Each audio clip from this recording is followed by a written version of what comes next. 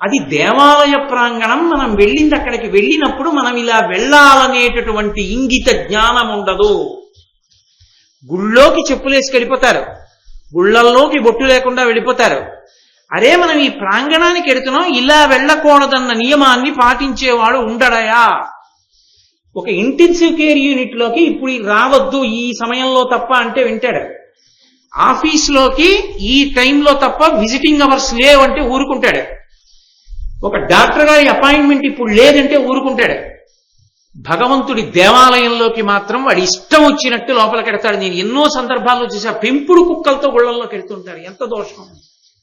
కాబట్టి అలా అయిపోతుందా? అది కలియుగ లక్షణం. నేను ఎవరినో విమర్శిస్తున్నానని మీరు అనుకోవద్దు, నేను యుగ లక్షణాన్ని చెప్తున్నాను. బహుశా ఇవాళ నేను ఇది చెప్పాలని ఇలా ఉంది నాకు, అన్ని అలాంటివి కనబడ్డాయి.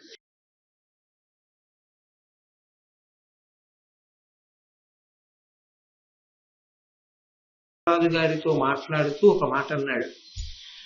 సరి అయినటువంటి అనుష్ఠాన బలం ఉన్నటువంటి వ్యక్తి, బ్రాహ్మణుడు ఎటువంటి స్థాయిని పొంది ఉండగలడు.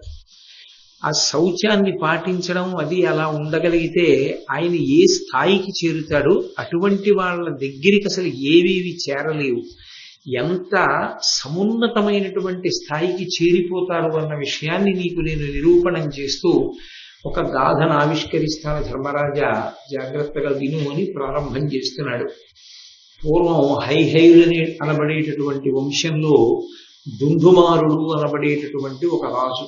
ఆ రాజకుమారుడు ఒకనాడు అరణ్యానికి వెళ్ళాడు వేటకి. వెళ్ళినప్పుడు ఆయనకి ఒక నది పాయ, ఆ పాయ దగ్గర ఉన్నటువంటి పొదలలో జింక చర్మాన్ని ఉత్తరీయంగా వేసుకున్నటువంటి బ్రహ్మచారి ఒకడు కనపడ్డాడు. ఆయన మునికుమారుణ్ణి చూసి ఏమనుకున్నాడంటే, జింక చర్మం కనపడ్డంతో పొదల చాటు నుంచి అది జింక అనుకున్నాడు. అనుకుని బాణం వేశాడు. బాణం వేస్తే ఆ బాణం వెళ్ళి తిన్నగా ఆ బ్రాహ్మణుని యొక్క గుండెల్లో గుచ్చుకుంది. అతను శరీరం వదిలేశాడు. ఈయన పొదలు తప్పించి చూశాడు. చూస్తే ఆ బ్రహ్మచారి యొక్క శవం కనపడింది. అతను చాలా కంగారు పడిపోయి రాజధాని నగరంలోకి వెళ్ళి గబగబా పెద్దలైన వాళ్ళని తీసుకొచ్చాడు. వాళ్ళు కూడా పొదలు కొద్దిగా తప్పించి చూస్తే అక్కడ పడిపోయినటువంటి బ్రాహ్మణ కుమారుని యొక్క శవం కనపడింది. వాడు చాలా కంగారు పడి గబగబా ఈ విషయాన్ని మనం తార్క్షునితో చెప్పకపోతే లేనిపోని ఇబ్బంది వస్తుంది. తార్క్షుని యొక్క ఆశ్రమ ప్రాంగణం అది. ఆయన మహానుభావుడు, గొప్ప మహర్షి. ఆయన ఆశ్రమంలో ఉన్నటువంటి బ్రహ్మచారి ఆ పిల్లవాడు. కాబట్టి మనం మహర్షికి చెప్పాలి, ఇలా పొరపాటు జరిగింది మా వల్ల, ఒక బ్రాహ్మణ కుమారుణ్ణి జింక అనుకుని సంహారం చేశాం అని చెప్పడానికని వీళ్ళందరూ వెళ్ళారు. వెళితే ఆ మహర్షి వాళ్ళని చూసి ఎందుకు వచ్చారు అని అడిగారు. మేము మీతో ఒక ముఖ్యమైన విషయాన్ని చెప్పాలి, అందుకోసం వచ్చామన్నారు. ఆయన వెంటనే తన దగ్గర ఉన్నటువంటి కొంతమంది అనుచరగణాన్ని పిలిచి, మీరు వీళ్ళకి స్వాగతం చెప్పి సత్కారాలు చేయండి, అతిథి మర్యాద చేయండి, నేను వచ్చి మాట్లాడతానన్నారు. వెంటనే ఆ వచ్చినటువంటి హైహైలు ఈ దుందుమారుడు అతని యొక్క పరిజనం అన్నారు, మేము మీ దగ్గర సత్కారములు పొందడానికి అర్హత పొందిన వాళ్ళం కాదు. ఎందుచేత అంటే మీ ఆశ్రమంలో ఉన్నటువంటి ఒక బ్రాహ్మణ కుమారుణ్ణి ఆయన ఈ జింక చర్మం ఉత్తరీయంగా వేసుకుని ఉండగా మేము ఆయన్ని చూసి కేవలం ఒక మృగము అనేటటువంటి భ్రాంతితో బాణం వేసి అతన్ని సంహరించాం. ఆ కారణం చేత మేము చాలా పెద్ద పాపకార్యం చేశాం, మీ చేత అతిథి మర్యాదలు పొందడానికి మాకు అర్హత లేదు అన్నాడు. అంటే ఆయన అన్నాడు, ఆలస్యం ఒక ఇంత లేదు శుచి ఆహారంబు నిత్యక్రియాజాలం వేమర అర్చనీయ తతిథుల్ సత్యంబ పల్కంబడు మేలై శాంతియు బ్రహ్మచర్యమును నిర్మిందాల్తు అట్లౌట ఎక్కాలంబుం పటు రోగ మృత్యు భయశంకం పొందమేమెన్నడున్. మీరు ఆ బ్రాహ్మణ కుమారుడు చచ్చిపోయాడని కాదు బెంగ పెట్టుకున్నారు, ఇలా రండి, అదిగో చూడండి ఆ గదిలో ఉన్నవాడు ఎవరు అని అడిగాడు. అడిగితే ఈ హైహైలు ఈ దుందుమారుడు అతని పరిజనం వచ్చి చూశారు. చూస్తే ఏ ముని కుమారుణ్ణి వాళ్ళు చంపేశారో ఆ ముని కుమారుడే ఆశ్రమంలో పనిచేసుకుంటున్నాడు. వాళ్ళు తెల్లబోయారు. తెల్లబోయి ఇదేంటి, మేము చంపేశాం కదా, అతని శవాన్ని కూడా చూశాం కదా మేము పడుండగా, ఆ పిల్లవాడు ఎలా బతికి ఇక్కడ ఎలా ఉన్నాడు అని అడిగాడు. అడిగితే అప్పుడు తార్క్షుడు చెప్పినటువంటి మాట, ఆలస్యం ఒక ఇంత లేదు. మేము కాలాన్ని అనుసరించడంలో ఎప్పుడూ పొరపాటు పడం. అసలు బ్రాహ్మణ జన్మకి చాలా పెద్ద సంకటం అదే. నేను మీతో యథార్థం మనవి చేస్తున్నా. బ్రాహ్మణుడి జీవితంలో చాలా చాలా కష్టమైనటువంటి విషయం అదే. అసలు యథార్థానికి త్రికాల సంధ్యావందనం చేసేటప్పుడు ఆ సంధ్యావందనానికి ఖచ్చితంగా ఆ వేళ పాటించవలసిందే. సూర్యోదయ పూర్వం అర్ఘ్యం విడిచిపెట్టేసేయాలి. అసలు నేను ఒక్కరోజు బ్రాహ్మణులు ఎలా జీవించాలి అన్న విషయాన్ని చెప్తే మీకు కొంత అవగాహన ఏర్పడుతుంది. అందుకునమాట వాళ్ళకి అంత శక్తి వచ్చింది అని అర్థం అవుతుంది. నేను కేవలం విహంగ వీక్షణంగా మాట్లాడతాను, మీకు అర్థమవుతుంది. బ్రహ్మ ముహూర్తానికి ముందర నిద్ర లేవాలి. 3 గంటలకు నిద్ర లేస్తూనే గురువు గారికి నమస్కారం చెయ్యాలి. భూమి మీద కాలు పెట్టేటప్పుడు భూదేవిని ప్రార్థించాలి. తర్వాత ఏ దంతధావనాదులను చేసేటప్పుడు అప్పుడు భగవన్నామాన్ని స్తోత్రం చెయ్యాలి. ప్రాణాయామాదులు వ్యాయామం యోగా చెయ్యాలి. ఆ యోగం చేసిన తరువాత కాలకృత్యములను సశాస్త్రీయముగా తీర్చుకోవాలి. ఏ దిక్కుకి తిరిగి ఎలా కాలకృత్యాలను నిర్వర్తించాలో అలా నిర్వర్తించాలి. తర్వాత సంకల్ప సహితంగా సూక్త పఠనం చేస్తూ స్నానం చేయాలి. సూక్త పఠనం చేస్తూ స్నానం చేసి సంధ్యావందనం చెయ్యాలి.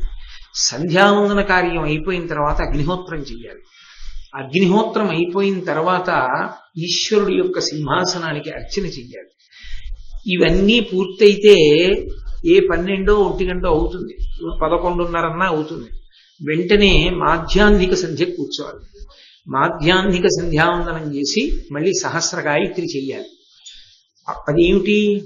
ఏ నైమిత్తిక తిథో పితృకార్యమో లేకపోతే అలాగానే అయిందనుకోండి 4 ఇంకా సాయంకాలం అలా ఉండి 1 గంటన్నరకో 2 గంటలకో మౌనంగా రుచి కోరకుండా భోజనం చెయ్యాలి. ఆ భోజనం అయిన తర్వాత కొద్దిసేపు విశ్రాంతి తీసుకుంటారు. కొద్దిసేపు విశ్రాంతి తీసుకున్న తర్వాత ఆ విశ్రాంతి అయిపోగానే మళ్ళీ సాయంకాలం సంధ్యావందనం చెయ్యాలి. మళ్ళీ సాయంకాలం సంధ్యావందనం అయిపోగానే అనుష్ఠానం ఉంటుంది.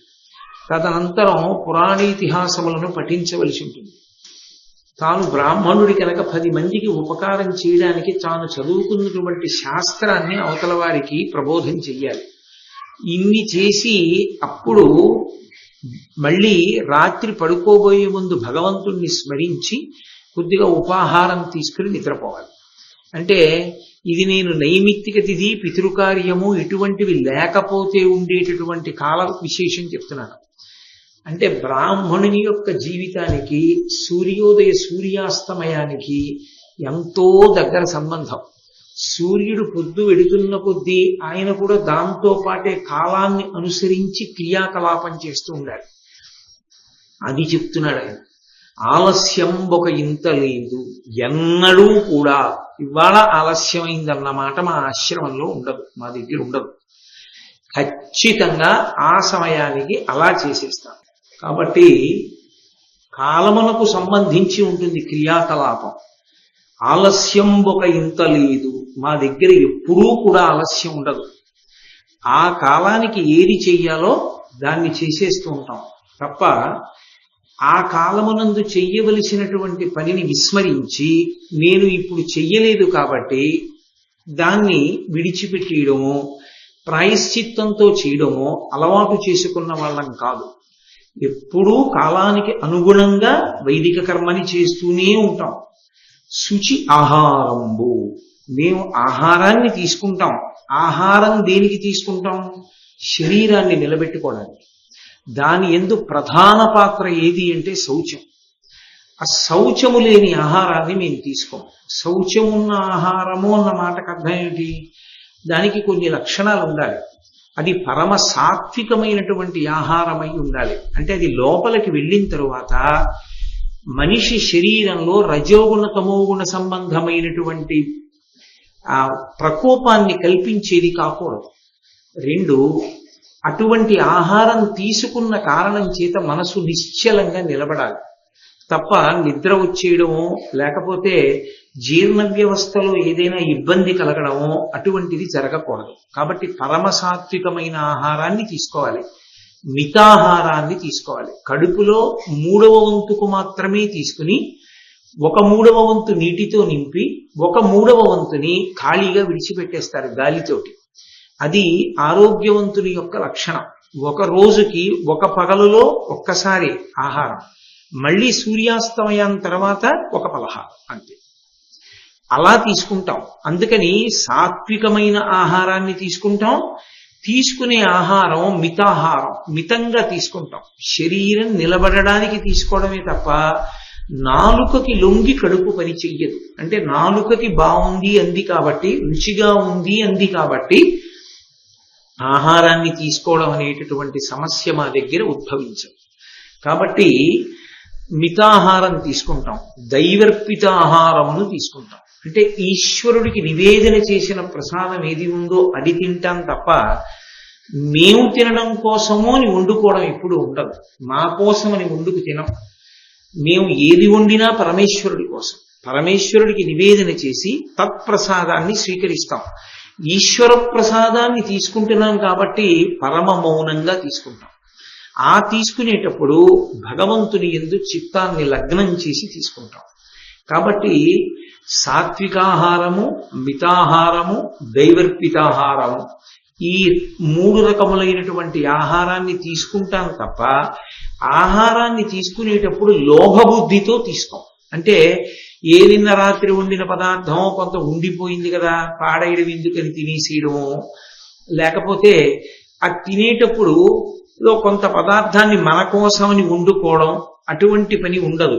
ప్రత్యేకించి ఒక్కటి గమనించండి, ఆహారం విషయంలో ఎందుకంత జాగ్రత్తగా ఉంటారంటే అనుష్ఠానం చేసుకునే వాళ్ళు నాలుకకి కడుపుకి బద్ధ వ్యతిరేకం. ఈ రెండిటికి పరమశత్రుత్వం. నాలుకని ఎంత నియంత్రించాడో వాక్కు యందు అంత సత్యసంధత నిలబడుతుంది. నాలుకని నియంత్రించలేకపోయాడు అనుకోండి, అన్ని రకములైన ఆహారం తీసుకుంటే ఆ నోటి నుండి స్వచ్ఛమైనటువంటి వాక్కు వెలువడదు, నాలుక తిరగదు, సరిగ్గా ఉచ్చారణ కుదరదు, బండబారుతుంది. 2, నాలుక ఎప్పుడూ కూడా అది శరీరానికి అవసరము కాదా అన్న దాంతో నాలుకకి సంబంధం ఉండదు. నాలుక ఎప్పుడూ భోగాన్ని అడుగుతుంది ఆహారం. మీరు చూడండి, ఇది మీరు తినకండి మీకు మంచిది కాదు అన్నారనుకోండి, ఎందుకు తింటాడు మరి? అంటే లౌల్యము అంటారు. నాలుక మీద రసాంకురములు ఉంటాయి. దానికి ఏదైనా పదార్థం తగిలితే ఆ రుచిని అనుభవిస్తుంది ఒక భోగంగా.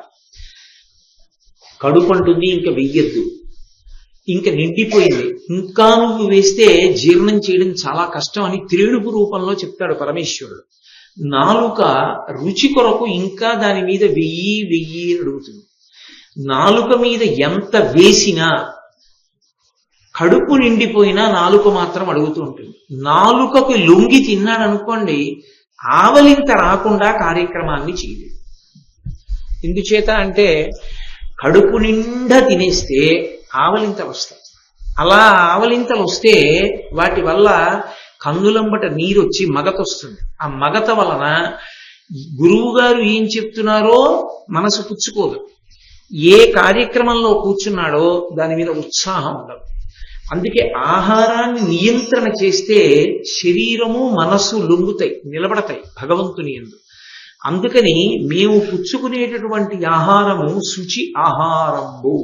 ఇవన్నీ అంత తేలికైన విషయాలు కావు. ఎక్కడి నుంచి వచ్చిందో తెలుసా మాకు ఈ శక్తి? ఒక్క పద్యంలో చెప్తున్నారు ఎర్రాప్రగడ. శుచి ఆహారంబు నిత్యక్రియాజాలం ఏమరా. నిత్యక్రియ అని కొన్ని ఉంటాయి.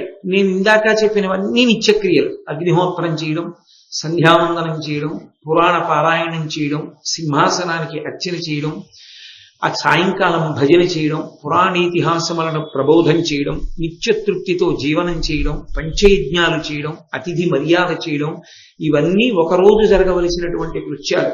బ్రాహ్మణుడికి తిన్నగా అన్నం తినే అధికారం కూడా ఉండదు.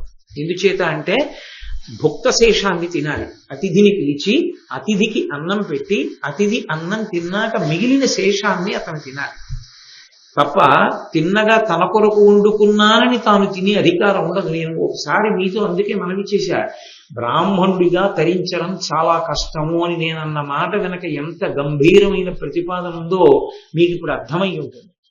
చాలా చాలా కష్టం. నిజంగా అలా బ్రతకడం ఎంతో కష్టంతో కూడుకున్నటువంటి వ్యవహారం. కాబట్టి నిజానికి అంతలా బ్రతకవలసిన అవసరం లేకపోయినా ధరించడానికి మార్గం ఇచ్చేసినటువంటి ఇతర వ్యవస్థలు అదృష్టముతో కూడుకున్నటువంటివి. కాబట్టి మేము నిత్యక్రియాజాలం వేమర అర్చనీయులతిథుల్. మాకు అతిథి వచ్చాడు అంటే నారాయణుడే. మేము అతిథి అర్చన యందు అంత జాగ్రత్తగా ఉంటాం. ఏదో అన్నం పెట్టడం కాదు. మీరు మొన్న చూశారో లేదో నాకు తెలియదు, నాయనార్లు పుట్టినటువంటి ప్రదేశంలో ఒక ప్రదేశంలో ఇప్పటికీ ఒక ఆయన అతిథులు వస్తే వాళ్ళని కూర్చోపెట్టి ఆవు పాలతో కడుగుతాడు కాళ్ళు. కడిగి నీళ్లు పోసి మళ్ళీ శుద్ధ జలంతో కాళ్ళు కడిగి ఆ వచ్చినటువంటి అతిథుల మెడలో పుష్పహారం వేసి వాళ్ళ చేతులు కాళ్ళు తాను కడిగి వాళ్ళ మెడలో పుష్పహారం వేసి నూతన వస్త్రాలు ఇచ్చి అప్పుడు తీసుకొచ్చి భోజనం చేస్తుంటే తాను స్వయంగా విసురుతూ భోజనం పెడతాడు. అతిథి మర్యాద అంటే అది. మంచి ఆకటి వేళ దాటిపోయింది, అతిథి తింటున్నాడు. ఈయన కొంచెం తొందరగా తింటే అన్న భావనతో కాదు, ఆయన తింటున్నాడు చాలు అన్న భావనతో మేము పెడతాం. అది పూజ అన్న మాటకు అర్థం. మేము మైమరిచిపోతాం ఆ పెట్టడంలో. కాబట్టి అర్చనీయులు అతిథులు, మాకు ముందు అతిథులు ఎవరొచ్చాళ్ళో వాళ్ళు అర్చనీయులు. కాబట్టి మేము అలా అర్చన చేస్తాం. సత్యంబ పల్కంబడు, మా నోటి వెంట అబద్ధం రాదు, ఎప్పుడూ సత్యమే మాట్లాడతాం.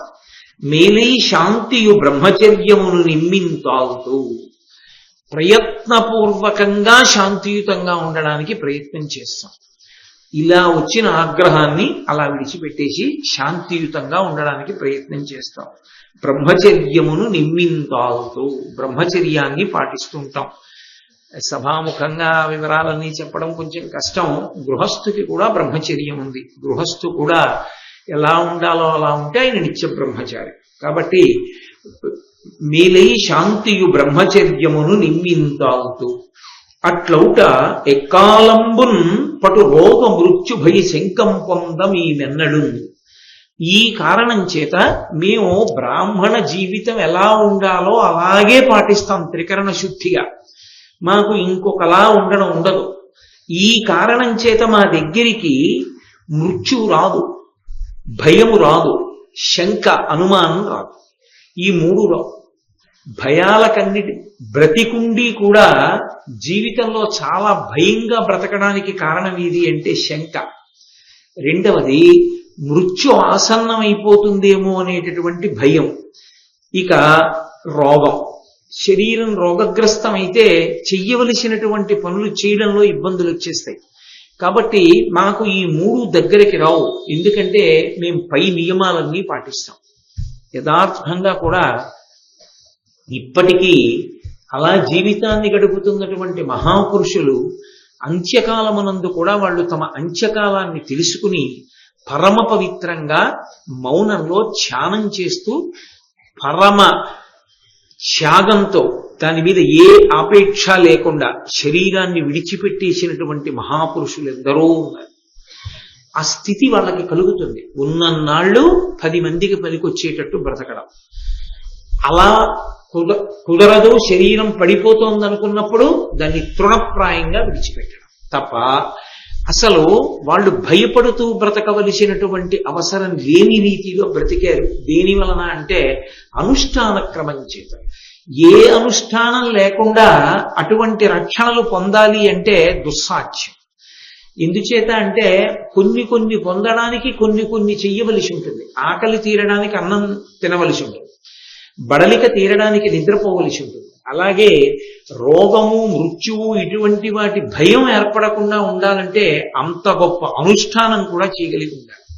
మేము అటువంటివి చేసిన వాళ్ళం, అందుకని మా దగ్గరికి మృత్యువు రాదు. మీరు ఇందాక చూశారే, పిల్లవాడు పడిపోయినట్టు మీకు కనపడ్డాడు, వాడు కాసేపు అలా పడిపోయినట్లు మీకు కనపడ్డాడు. ఎందుచేత అంటే ఆశ్రమ ప్రాంగణాల్లో మీరు ఎంత ఒళ్ళు దగ్గర పెట్టుకు తిరగాలో మీకు నేర్పడానికి. వాడు వెంటనే లేచిపోయాడు అనుకోండి, ఏం పర్లేదని వెళ్ళిపోయి మళ్ళీ ఇంకోటి మీద బాణం వేస్తాం. అందుకని ఎంత ఒళ్ళు దగ్గర పెట్టుకు తిరగాలో అటువంటి అనుష్ఠాన తత్పరులు ఉన్నటువంటి ప్రదేశాల్లో ఎంత జాగ్రత్తగా తిరగాలో, అక్కడికొచ్చి వేటాడడం, అక్కడికొచ్చి బాణాలేయడం, ఇలాంటివి లేకుండా ఉండడం నేర్పాలన్న ఉద్దేశ్యంతో చూపించిందే తప్ప వేరొకటి కాదన్నది తాత్పర్యం. కాబట్టి మీకు అలా కనపడ్డాడు. నిజానికి అతనికి రోగము రాదు, మృత్యువు రాదు. చూడండి అది ఎలా ఉన్నాడో చక్కగా అని ఆ పిల్లవాడిని చూపించారు. ఆయన చాలా తెల్లబోయి ఆ వచ్చినటువంటి వాళ్ళు ఆశ్చర్యపోయారు. ధర్మరాజా వింటున్నావా? ఒక బ్రాహ్మణుడు వేదంలో ఎలా బ్రతకాలని చెప్పారో అలా బ్రతికితే ఆయన యొక్క జీవితంలో అన్నీ సాధించగలడు. నాకు తెలుసు మీరు ప్రశ్న వేస్తారు, మరి ఆయనకి తిండి బట్ట ఎలాగండి అని అడుగుతారు. నేను మీతో ఒక యథార్థం చెప్తున్నాను. అలా ఏ బ్రాహ్మణుడు జీవించగలడో ఆ బ్రాహ్మణుడి జీవితానికి సమాజము జవాబుదారీ అవుతుంది. ఆయన నిరపేక్షగా జీవిస్తాడు కనుక సమాజము ఆయన బ్రతుకుని కోరుకుంటాడు. ఒకళ్ళింట్లో అరటి గెల కాసింది, వాళ్ళ ఇంట్లో ఒక డజన్ అరటికాయలు ఇచ్చి రారా అని పంపిస్తారు. ఒకళ్ళింట్లో ఆనపకాయ కాసింది పంపిస్తారు. రేపు పొలం పంట పండింది, 4 బస్తాలు పంతులు గారి ఇంట్లో దింపంటారా అంటారు. అటుకులు కొట్టించారు, వాళ్ళ ఇంటికి పట్టుకెళ్ళి ఓ కుంచెడు అటుకులు ఇవ్వండిరా అంటారు. తప్ప అటువంటి బ్రాహ్మణుడు ఆర్జించవలసిన అవసరం ఉండదు. లక్ష్మి ఆయన ఇంట తాండవం ఆడుతుంది. ఎందుకో తెలుసా? ఆయన సంకల్పం చేత ఇతరులకు ఐశ్వర్యం ఇవ్వగలరు. ఆ స్థితిని పొంది ఉంటాడు. అందుకే వేదం నిర్ధారించి చెప్పింది, బ్రాహ్మణుడికి ఆర్జన ప్రక్రియ లేదు. ఆయన ఏమీ చేసి సంపాదించుకోక్కర్లేదు. పరమ త్యాగమూర్తి అయి ఈ పూటకుందా ఈ పూటకి లేదా అని చూడడు. ఆయన అన్నం లేకుండా పడుకుంటే పరమేశ్వరుడు అన్నవాడు ఉండి అనవసరం. అటువంటి అనుష్ఠాన తత్పరుడు అన్నం లేకుండా ఉంటే దానికి అర్థం ఉంటుందా? మీరు నాకు చెప్పండి. కాబట్టి ఈశ్వరుడు చూస్తాడు ఆయనకి అన్నం పెట్టడం. అవసరమైతే ఆయనకి అన్నం అమ్మవారు పెడుతుంది. పెట్టలా మహానుభావుడికి ఆ పరమాచార్య స్వామి వారి శిష్యులు తెనాలి పక్కన ఉంటారు, చందోలు శాస్త్రి గారు అంటుంటామే. ఆ చందోలు శాస్త్రి గారు స్పృహ తప్పి పడిపోతే అన్నం లేక అమ్మవారిని ఆరాధన చేస్తూ అమ్మవారు వచ్చి పాయసాన్నం పెట్టింది. ఇంకా ఆయన వెనక్కి తిరిగి చూడలేదు జీవితంలో, తాడేపల్లి రాఘవనారాయణ శాస్త్రి గారి విషయంలో. కాబట్టి బ్రాహ్మణ్య నిరూపణము ఎలా? వైదికంగా వేదంలో చెప్పబడినట్టుగా ఏ బ్రాహ్మణుడు జీవనం చేస్తున్నాడో ఆ బ్రాహ్మణుడి యొక్క జీవితాన్ని పరమేశ్వరుడు చూస్తాడు. మరి చచ్చిపోతారు కదండి వాళ్ళు కూడా అని అడగచ్చు. మీకు నేను ఒక్క మాట చెప్తాను, బాగా గుర్తుపెట్టుకోండి. బ్రాహ్మణుడు ఎందుకు చచ్చిపోతాడో తెలుసా? అంటే నేను చెప్పేది ఇటువంటి బ్రాహ్మణుడు ఎందుకు చచ్చిపోతాడంటే, జర అని ఒకటి ఉంటుంది. జర అంటే వృద్ధాప్యం, అది శరీరానికి ధర్మం. వచ్చేసిన తర్వాత ఆయన శరీరాన్ని విడిచిపెట్టేటప్పుడు ఇది నేను కాదని తెలుసుకుని వదిలిపెడతాడు. మృత్యువు శరీరాన్ని తప్ప ఆయనది కాదు. ఆయన పరమజ్ఞాని అయి శాశ్వతుడైపోతాడు.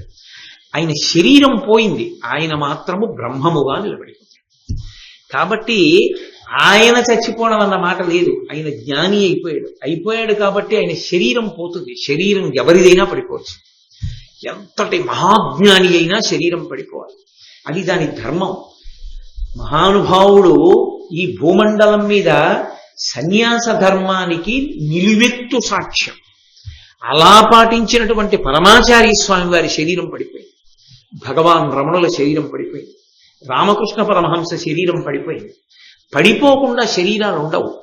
పడిపోయే శరీరంలో ఉండి పడిపోని ఆత్మగా నిన్ను నువ్వు తెలుసుకుని అనుభవంలోకి తెచ్చుకుని ఉండిపోవడమే దాని యొక్క సమగ్రత.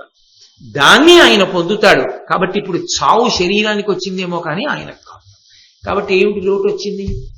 కాబట్టి అటువంటి స్థితిని పొందిన వాళ్ళయా బ్రాహ్మణులంటే ఓ ధర్మరాజా, వాళ్ళు సర్వకాలముల యందు పూజనీయులు. అందుకే అటువంటి మహానుభావుల యొక్క చరిత్ర విన్నంత మాత్రం చేత ఈశ్వరుడు ఆనందాన్ని పొందుతాడు.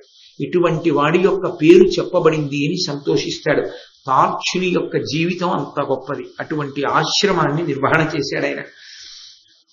తరువాత క్షత్రియుల యొక్క గొప్పతనం ఎలా ఉంటుందో నేను చెప్తున్నాను చూడు ధర్మరాజా అంటున్నాడు. వర్ణ విభాగం, మీరు ఒక విషయాన్ని బాగా గుర్తుపెట్టుకోవాలి.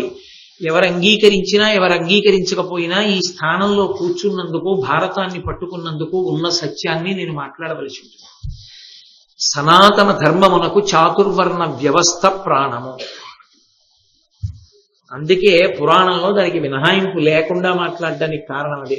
ఎందుకంటే ధర్మం అంతా వర్ణాన్ని ఆశ్రమాన్ని పట్టుకుని ఉంటుంది. అందుకని చాతుర్వర్ణ వ్యవస్థని విడిచిపెట్టి మాట్లాడడం ఉండదు అసలు సనాతన ధర్మం. ఆధునికులు ఎవరు ఏమనివ్వండి, వేదం అంతే మాట్లాడింది కాబట్టి నేను అది చెప్పడానికే కూర్చున్నాను కాబట్టి నేను అలాగే చెప్పవలసి ఉంటుంది. అదే నా ధర్మం. దానికి అలా చెప్పడానికి నేను భయపడిపోతే నేను ఇక్కడ కూర్చోవడం అనవసరం ఇంకా. కాబట్టి ఉన్నది ఉన్నట్లే నేను చెప్పాలి. కాబట్టి నేను చెప్పేది చెప్పాలే తప్ప ఈ మైకు నేను చెప్పేది కాకుండా దానికి ఇష్టం లేదని ఇంకోటి చెప్పే స్వాతంత్రం దానికి లేదు. భారతం చెప్పాలి అని నేను కూర్చున్నది నిజమైతే భారతంలో వ్యాసుడు ఏం చెప్పారో అది నేను చెప్పాలి తప్ప నా సొంత అభిప్రాయం నేను చెప్పకూడదు. అందుకని నేను వ్యాసుని అభిప్రాయాన్ని ఎర్రాప్రగడ అభిప్రాయాన్ని నేను చెప్తాను తప్ప నా సొంతాలు నేను చెప్పడానికి ఇష్టపడను. ఇప్పుడు కాదు, ఎప్పుడూ కూడా ఈ స్థానంలో ఉన్నన్నాళ్ళు. కాబట్టి క్షత్రియుల యొక్క మర్యాద ఎలా ఉంటుందో, క్షత్రియుడి జీవనం ఎంత గొప్పదో చెప్తాను చూడు ధర్మరాజా. అంటే ఇప్పుడు మీకు ఏం అర్థం అవుతోంది? చాలా మందిలో ఒక అపోహ ఉంటుంది, బ్రాహ్మణుడిగా పుట్టినవాడే తరిస్తాడు తప్ప బ్రాహ్మణుడిగా పుట్టనివాడు ఎవడుంటాడో వాడు అంత గొప్ప స్థానాన్ని పొందలేడు అని అనుకుంటూ ఉంటారు. కాదు, ఏ వర్ణం వాళ్ళైనా తరించడానికి ఆ వర్ణం అడ్డం కాదు. నువ్వు దేనిగా పుట్టావో, ఎందులో పుట్టావో అది నిన్ను తరించకుండా అడ్డం పెట్టేదైతే ఆ తప్పు నీది కాదు, పరమేశ్వరుడు. ఆ తప్పు పరమేశ్వరుడు చేసి ఎందుకు అడ్డు పెడతాడు? పెట్టడు. అన్ని వర్ణముల వారు ఈశ్వరుణ్ణి చేరవచ్చు ఎప్పుడు? ఆ వర్ణధర్మాన్ని వాళ్ళు పాటిస్తే. ఆశ్చర్యకరమైన విషయం నేను మీకు చెప్తే ఆశ్చర్యపోతారు.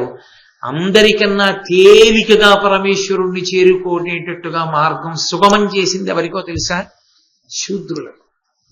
4వ వర్ణానికి చేశారు తప్ప మొదటి వర్ణం వాళ్ళకి చాలా చాలా కష్టం. ఇప్పుడు చెప్పానుగా అనుష్ఠానం అంటే ఎలా ఉంటుందో. ఇవన్నీ చేయలేదని వేస్తుంటారు, ఒక రోజు తిరిగేటప్పటికీ నువ్వు ఇవి చేయలేదని వేస్తుంటారు. నేను అంత తేలికేం కాదు. సరే, కలియుగంలో కొంత చేసినా మంచిదే, నేను నిరుత్సాహపరచట్లేదు. క్షత్రియుల వైశిష్ట్యం ఏమిటో చెప్తున్నాను విను ధర్మరాజా. ఒకానొకప్పుడు అత్రి మహర్షి భార్యని పిలిచి తన భార్యతో అన్నాడు, వినుత చరిత్రుడత్రియను విప్రవరుండు తపంబొనర్పగా వనమునకేగుచుండి తన నాతి కనుంగొని ఇట్లను తపంబునకిదే ఏనుభూని వనభూమికి పోవుచునున్నవాడ ఓ వనరుహనేత్ర నీవునట వచ్చేదో పుత్రుల యొద్దనుండెదో. ఆయన భార్యని పిలిచి అన్నాడు అత్రి మహర్షి, నేను తపస్సు చేసుకోవడానికి అరణ్యానికి వెళ్ళిపోతున్నాను. నాకు ఇక ఈ సంసారం, ఇందులో ఉండడం, ఇందులో ఈ భోగభాగ్యాలు, ఈ లంపటాలు, వీటి మీద వైరాగ్యం వచ్చింది. నేను వానప్రస్థానికి వెళ్ళిపోతున్నాను, అరణ్యాలకు వెళ్ళిపోతున్నాను. నువ్వు కూడా వస్తావా, పిల్లల దగ్గర ఉండిపోతావా అని అడిగాడు. తప్పు కాదా మాట? అలా అడగచ్చా భర్త? అందున అత్రి గురించి చెప్పేటప్పుడు నేను ఒళ్ళు మరింత దగ్గర పెట్టుకు చెప్పాలి. అత్రి మహర్షి అలా అనొచ్చా భార్యని, అనసూయమ్మని? అంటే ధర్మం కాబట్టే అన్నాడు. ఎందుచేత అంటే వ్యాస భగవానుడే చెప్పాడు, పుత్రం పౌత్రం సమాసాద్యావాన ప్రస్థాశ్రమే వసేత్ భార్యాం పుత్రే నివేశ్యచ అని. తనతో వచ్చేస్తే వైరాగ్యం వల్ల భార్యను తీసుకెళ్ళచ్చు. వైరాగ్యం అంకురించకపోతే భార్యకి, ఏమండి నేను బిడ్డల దగ్గర ఉంటానండి అంటే, అత్తేవి వీల్లేదు, నాకు అరణ్యంలో వంట చేసి పెడతాడు రా అనకూడదు. అదేం వైరాగ్యమే? నువ్వు బిడ్డల దగ్గర ఉంటావా, నాతో వస్తావా అని అడగాలి. బిడ్డల దగ్గర అన్నప్పుడు మళ్ళీ కూతురు దగ్గర ఉంచకూడదు. కూతురు దగ్గర ఉంచడానికి అధికారం లేదు, ఉంచకూడదు అలా అసలు. ఇంకొక సరే ఇప్పుడు ఎందుకు రెండు మరి అంత లోతుగా కానీ, కాబట్టి కొడుకు దగ్గర ఉంచాలి. ఎందుకంటే తన స్వరూపం కాదు, తేజస్సు తనది, తన రూపమే బయట నడయాడుతుంది కొడుకుగా. కాబట్టి కొడుకు దగ్గర భార్యని ఉంచి తాను వెళ్ళాలి. అందుకని అత్రి మహర్షి అడిగారు, తన నాతిగనంగుని ఇట్లను తపంబునకిదే ఏను పూని వనభూమికి పోవుచునున్నవాడ. తపస్సు చేసుకోవడానికి నేను అరణ్యానికి వెళ్ళిపోతున్నాను. ఓ వనరుహనేత్ర, ఓ అందమైన కనులున్నదానా, నీవు అట వచ్చేదో, అక్కడికి వస్తావా, పుత్రుల యొద్దనుండెదో, పుత్రుల దగ్గర ఉంటావా? అది మాట. బిడ్డల దగ్గర నుండెదో అనలేదు. బిడ్డలంటే ఆడపిల్లలు కూడా వస్తారు. పుత్రుల దగ్గర ఉంటావా అని అడిగాడు. అడిగితే ఆవిడ, అది అనసూయమ్మ అంటే మహాతల్లి, ఆవిడ మాట్లాడితే అలా ఉంటుంది రామాయణంలోనైనా. ఆవిడంది, అనుటయు భార్య ఇట్లనియే అక్కట పుత్రులకు కుటుంబ భార నియమ వృత్తులెల్లను తిరంబుగ చేయక ఆశ్రమాంతరంబునకు మహాత్మ నీకు ఇటు బోగుట ధర్మము కాదు. వైన్య భూజనపతి ఇచ్చు నర్ధులకు చాలగా అర్థము వేడు అవిభం. ఆవిడంది, ఏం పద్యం అండి, పద్యం అంతా ధర్మమే. ఆవిడంది, అనుటయు భార్య ఇట్లనియే, అత్రి మహర్షి భార్య అంది, అక్కట పుత్రులకు కుటుంబ భార నియమ వృత్తులెల్లను తిరంబుగ చేయక, కొడుకులు పుట్టేశారు, కొడుకుల దగ్గర నువ్వు ఉండు అని వెళ్ళిపోతున్నావు. ఓ మహాత్మా, ఆయనని ఎత్తి పొడవట్లేదు, ఆయన ఏదో తప్పు చేస్తున్నాడన్న ఉద్దేశ్యంతో తక్కువ చేసి మాట్లాడటం లేదు. అప్పుడు తన ధర్మానికి దోషం అది. మహాత్మా అని పిలిచింది భర్తని. పిలిచి, అయ్యా కొడుకుల దగ్గర నన్ను ఉండమని వెళ్ళిపోతున్నారే, జీవితాన్ని ఎలా దిద్దుకోవాలో, ఎలా ఖర్చు పెట్టుకోవాలో, ఎలా సంపాదించుకోవాలో, ఎలా జాగ్రత్త చేసుకోవాలో, ఎలా జీవితాన్ని గడుపుకోవాలో, ఎలా సంపాదించుకోవాలో, ధర్మం తప్పకుండా ఎలా బతికారో పిల్లలకి నేర్పామా? కని వదిలేసి వెళ్ళిపోవచ్చా వానప్రస్థానికి? వాళ్ళు ధార్మికంగా సంపాదించుకుని బ్రతకడం అన్నది వాళ్ళకి అలవాటు చేసిన తరువాత కదా మనం వెళ్ళాలి. వాళ్ళకి సంపాదన వాళ్ళకి రావాలిగా. అది వాళ్ళ వర్ణానికి తగినట్టు వాళ్ళు ఎలా సంపాదించుకోవాలో వాళ్ళకి నేర్పాలి కదూ. కాబట్టి అది పూర్తవ్వలేదుగా, వాళ్ళకి ఇంకా ఏం తెలియదుగా. ఇన్నాళ్ళు మీ పేరు మీద చలామణి అయిపోతుంది, పిల్లలకి ఏమొచ్చు, ఏమీ రాదు. ఏమీ రాకుండా మన ఇద్దరం మూటా ముల్లే కట్టుకుని ఎలా వెళ్ళిపోతాం వానప్రస్థానికి? కాబట్టి ఆశ్రమాంతరంబునకు మహాత్మ, ఆశ్రమం మార్పు అంటుంది ఆవిడ. బ్రహ్మచర్యము నుండి గృహస్థాశ్రమము, గృహస్థాశ్రమము నుండి వానప్రస్థము. గృహస్థాశ్రమాన్ని వదిలిపెట్టాలి అంటే గృహస్థాశ్రమంలో నీ కర్తవ్యం పూర్తవ్వాలి. నాకు వైరాగ్యం వచ్చిందండి అని చెప్పి ఇంకా బిడ్డలు ఉంచుకోకముందు వాళ్ళని వదిలిపెట్టి వెళ్ళిపోవడం ధర్మ విరుద్ధం. భారతంలో చూడండి కావాలంటే. అసలు ముందు నీ కుటుంబాన్ని దిద్దుకోవడం రాని నువ్వు లోకాన్నే ఉద్ధరిస్తావు. కాబట్టి వానప్రస్థానికి వెళ్ళిపోతానంటే కుదరదు. నువ్వు ఇక్కడ ఉండవలసిందే. నీ బిడ్డల్ని ముందు వాళ్ళు ఎలా బ్రతకాలో వాళ్ళకి ముందు బాగా నేర్పాలి. అంతేగాని కొడుకులు పుట్టారు కదండి అని చెప్పి వెళ్ళిపోతానంటే ఎలా కుదురుతుంది? ఆ కొడుకులు ముందు బతకడం వాళ్ళకి నేర్పాలి. కాబట్టి వాళ్ళకి ఎలా సంపాదించుకోవాలో, ఎలా ఖర్చు పెట్టుకోవాలో, ఎలా జీవించాలో వాళ్ళకి నేర్పద్దు తప్ప ఆశ్రమాన్ని ఎలా వదిలిపెట్టి ఇంకో ఆశ్రమం తీసుకుంటావు? ఈ గృహస్థాశ్రమ పరిత్యాగం చెయ్యడానికి కొడుకులు ఊడ్చుకోవాలి, వాళ్ళకి తెలియాలి. అన్నీ తెలిస్తే మనం వెళ్ళిపోవచ్చు. నేర్పలేదుగా మనం. ఇంకా వాళ్ళ దగ్గర ఏం లేదుగా తినడానికి.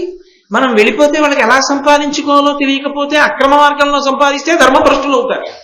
ఇటువంటి బిడ్డల్ని కన్నందుకు పైతరాల కింద పడిపోతాయి. అలా కాకుండా వాళ్ళకి ధర్మ మార్గాన్ని నేర్పి మనం వెడితే ఆ ధర్మ మార్గంలో సంపాదించుకునే పర్యంతం వాళ్ళు తపస్సు అనుష్ఠానము ఎలా నిలబెట్టుకోవాలన్నది మనం నేర్పితే వాళ్ళు అల్లుకుపోతారు. అప్పుడు ప్రశాంతంగా మనం వైరాగ్యం మనకొచ్చింది కాబట్టి ఇంకా బిడ్డల మీద అనురక్తి విడిచిపెట్టి వెళ్ళొచ్చు. అంటే మీరు బాగా గుర్తుపట్టుకోవాలి, అది బిడ్డల మీద అనురక్తి కాదు, కర్తవ్యత నిష్ఠ. నా కర్తవ్యం నాకు పూర్తవకుండా నేను ఇంకొకటి పట్టుకునే అవకాశం లేదు సనాతన ధర్మంలో. కర్తవ్యతా దృష్టితో ఉండాలి. నా కర్తవ్యం నేను చేస్తున్నానా, అది చాలా చాలా ప్రధానం. కాబట్టి ఆశ్రమాంతరంబునకు మహాత్మ నీకు ఇటు బోగుట ధర్మము కాదు, అది ధర్మం కాదు.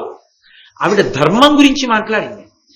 అందుకని వైన్య భూజనపతి ఇచ్చునర్ధులకు చాలగా, వైన్యుడు అనబడేటటువంటి మహారాజు ఉన్నాడు, ఆయన దగ్గరికి వెళ్ళండి. ఆయన అపారమైన దానం చేస్తాడు. ఆయనకి చెప్పండి, నేను ఇలా వానప్రస్థానికి వెళ్ళిపోదాం అనుకుంటున్నాను, బిడ్డలు బ్రతకడానికి కావలసిన ద్రవ్యం ఇద్దాం అనుకుంటున్నాను, కాబట్టి నీకు ఆ ద్రవ్యాన్ని నేను నా బిడ్డలకి ఇచ్చుకోవడానికి నువ్వు నాకు ఇవ్వవలసింది అని అడగండి. అలా అడగచ్చా? ఎప్పుడైనా ఆశ్రమం మారేటప్పుడు ప్రభువుదే కర్తవ్యం, రాజే ఇవ్వాలి. అందుకే స్నాతకులందరూ రాజు దగ్గరికే వెడతారు. చదువుకోవడం పూర్తయిపోయింది అనుకోండి, గృహస్థాశ్రమంలోకి వెళ్లే ముందు గురుదక్షిణ కట్టాలి అంటే గురుదక్షిణ కొరకు రాజుగారి దగ్గరికే వెడతారు. పెళ్లి చేసుకోవడానికి డబ్బు లేదనుకోండి, రాజుగారి దగ్గరికే వెడతారు. వానప్రస్థానికి వెళ్ళిపోయే ముందు పిల్లల్ని స్థిరీకరించవలసి ఉందనుకోండి, రాజుగారి దగ్గరికే పెడతారు, అది ధర్మం. కాబట్టి బ్రాహ్మణుడు అలాగే సంపాదించుకోవాలి. కాబట్టి మీరు వైన్యుడన్న రాజు దగ్గరికి వెళ్ళండి, ఆయన భూరి సంభావనలు ఇస్తాడు. ఎందుకని? మనం పిల్లలకి ఇచ్చి వాళ్ళు భద్రంగా ఉండడానికి ఏర్పాటు చేసి వెళ్ళిపోవాలి.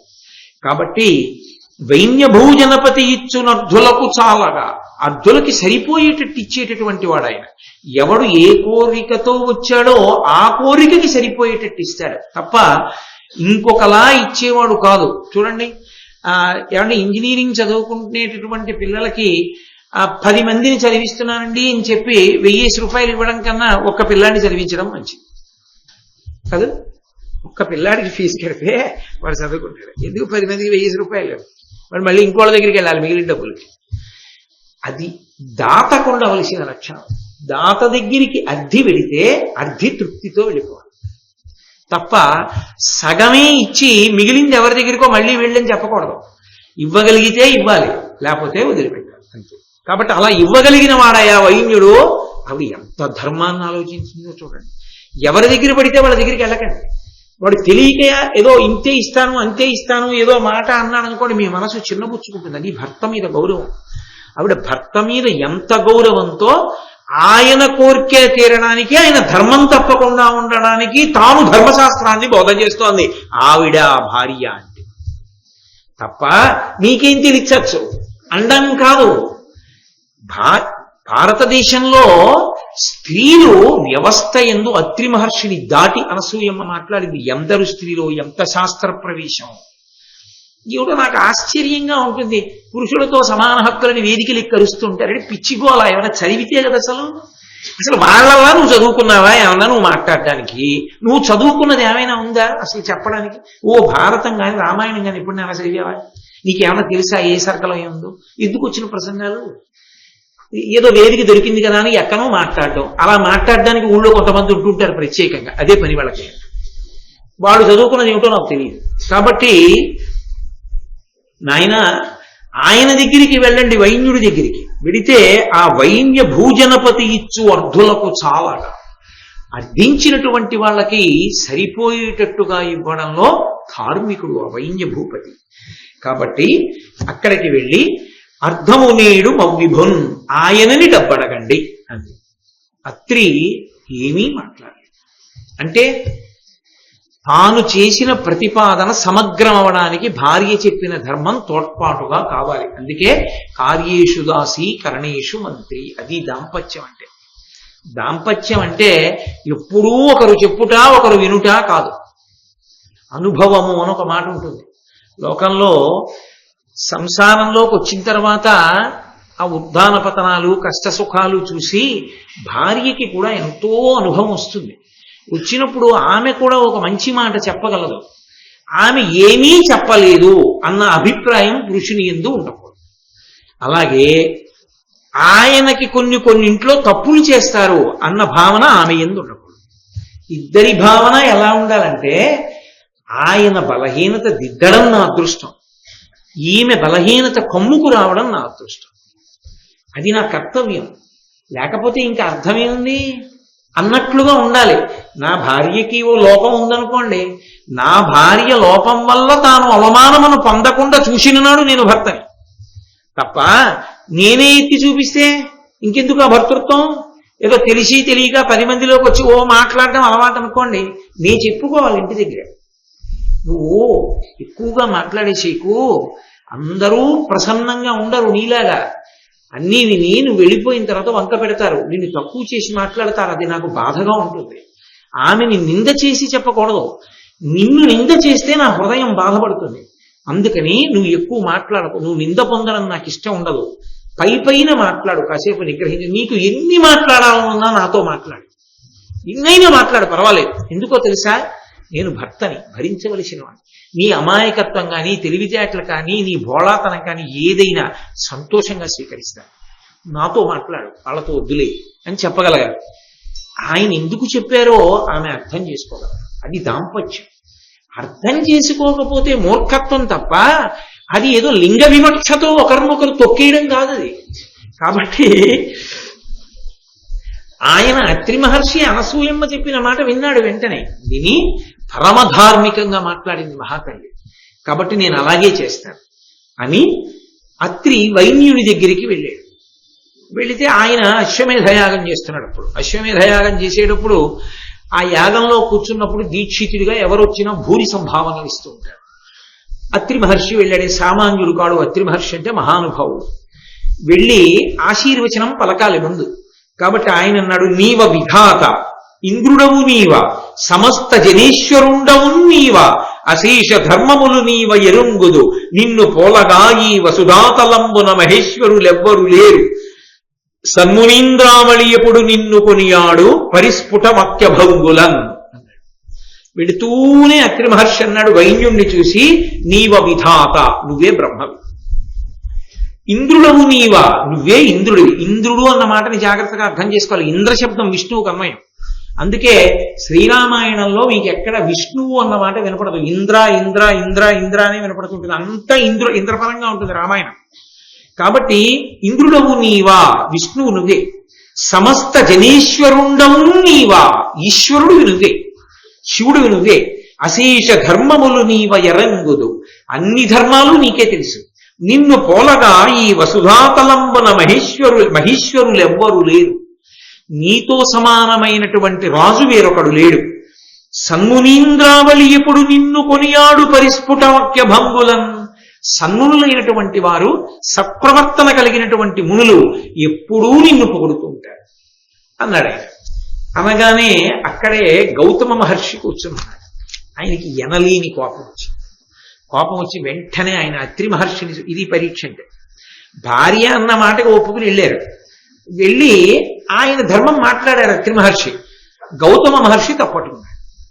ఆయన అన్నాడు, అది తినేసింది అనవసరంగా ఇక్కడికి వెళ్ళమని అని అనకూడదు, అనసూయమ్మని. నిలబడగలగాలి తన ధర్మానికి తాను.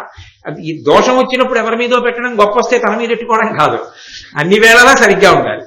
కాబట్టి అని పలుకంగా గౌతమ మహాముని ఇచ్చట నుండి అంతయున్ విని కలుషించి ఏలగిటు నీకున నోరరుగంగా ప్రేలెదవు, ఈ జనపతి ఏ విధాతయును శక్రుడు ఈశుడు అర్ధకాంక్షివై మనమున శంకలేక ఒక మానవునింత నుతింప నీటికి.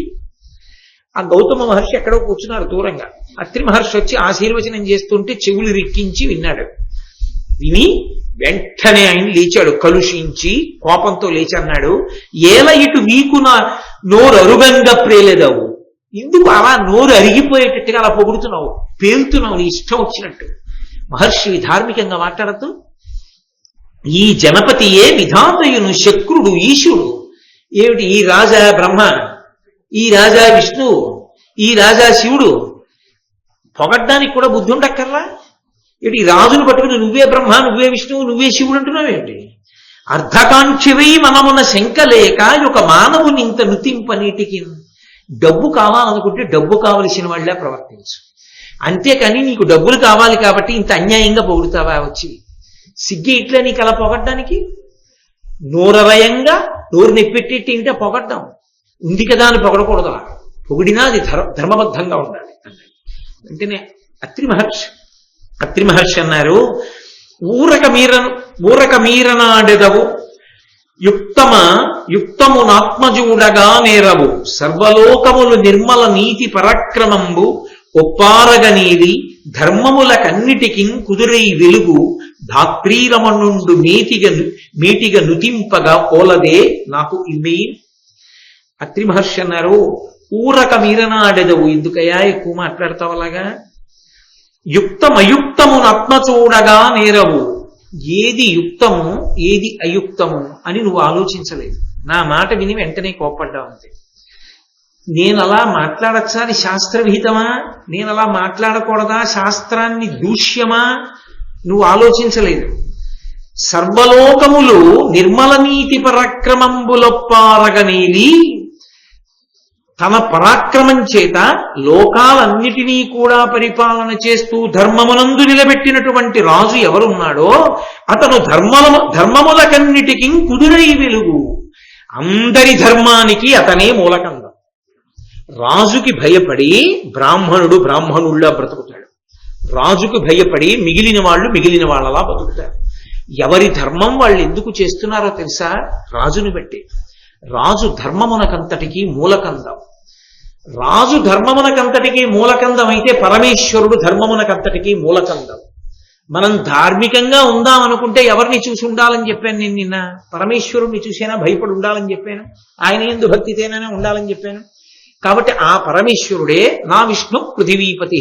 విష్ణువు కానివాడు పృథివీపతి కాలేడు విష్ణువాంశ లేకపోతే.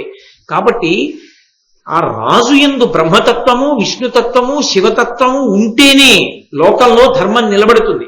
ధర్మమునకంతటికీ ఆయనే మూలకందమై ఉంటాడు ప్రభువు. కాబట్టి ధాత్రీరమణుండు మేటిగా నుతింపగవోలదే, లోకంలో ధర్మాన్నంతటినీ నిలబెడుతున్నాడు, తన ధర్మాన్ని తాను నిర్వర్తిస్తున్నాడు. విష్ణు స్వరూపుడు కనుక విష్ణువుకి బ్రహ్మకి, విష్ణువుకి శివుడికి అభేదం కనుక ఆయన బ్రహ్మ, విష్ణువు, శివుడు అని నేను అన్నాను. బ్రహ్మ సృష్టిస్తాడు లోకంలో. ఈయన అనేకములను సృష్టిస్తాడు. ఎలా సృష్టిస్తాడు ఆయన అంటే ధర్మాన్ని రక్షిస్తూ ఉంటాడు. ఎప్పుడు ధర్మము రక్షింపబడుతుంది కాబట్టి ప్రీతి చెందిన పరమేశ్వరుడు సమస్తాన్ని ఇస్తూ ఉంటాడు. వర్షములు కురుస్తుంటాయి, వేళకి వర్షములు పడుతున్నాయి కాబట్టి పంటలు పండుతున్నాయి, సృజింపబడుతున్నాయి. కాబట్టి అన్నీ సృష్టింపబడడానికి కారణమయ్యాడు కాబట్టి బ్రహ్మగారు అయ్యాడు. అందరూ ప్రశాంతంగా ఉండడానికి కారణమయ్యాడు. ప్రభువుని పట్టి భయపడతారు కాబట్టి అలా పరిపాలిస్తున్నాడు కాబట్టి విష్ణు అయ్యాడు.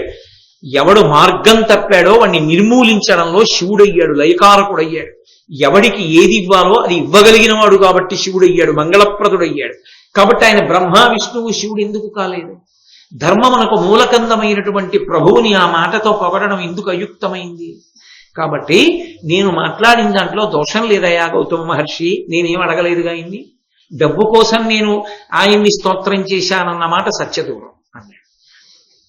అంటే గౌతముడు అన్నాడు, కలయ నరలు వచ్చి తల తెల్లనైనంత చేసి నీకు ఎట్లు చేరునిరుక, జ్ఞానవృద్ధుడైన వాని మాటలు కదా సభన జల్లు నార్య జనులకెక్కి.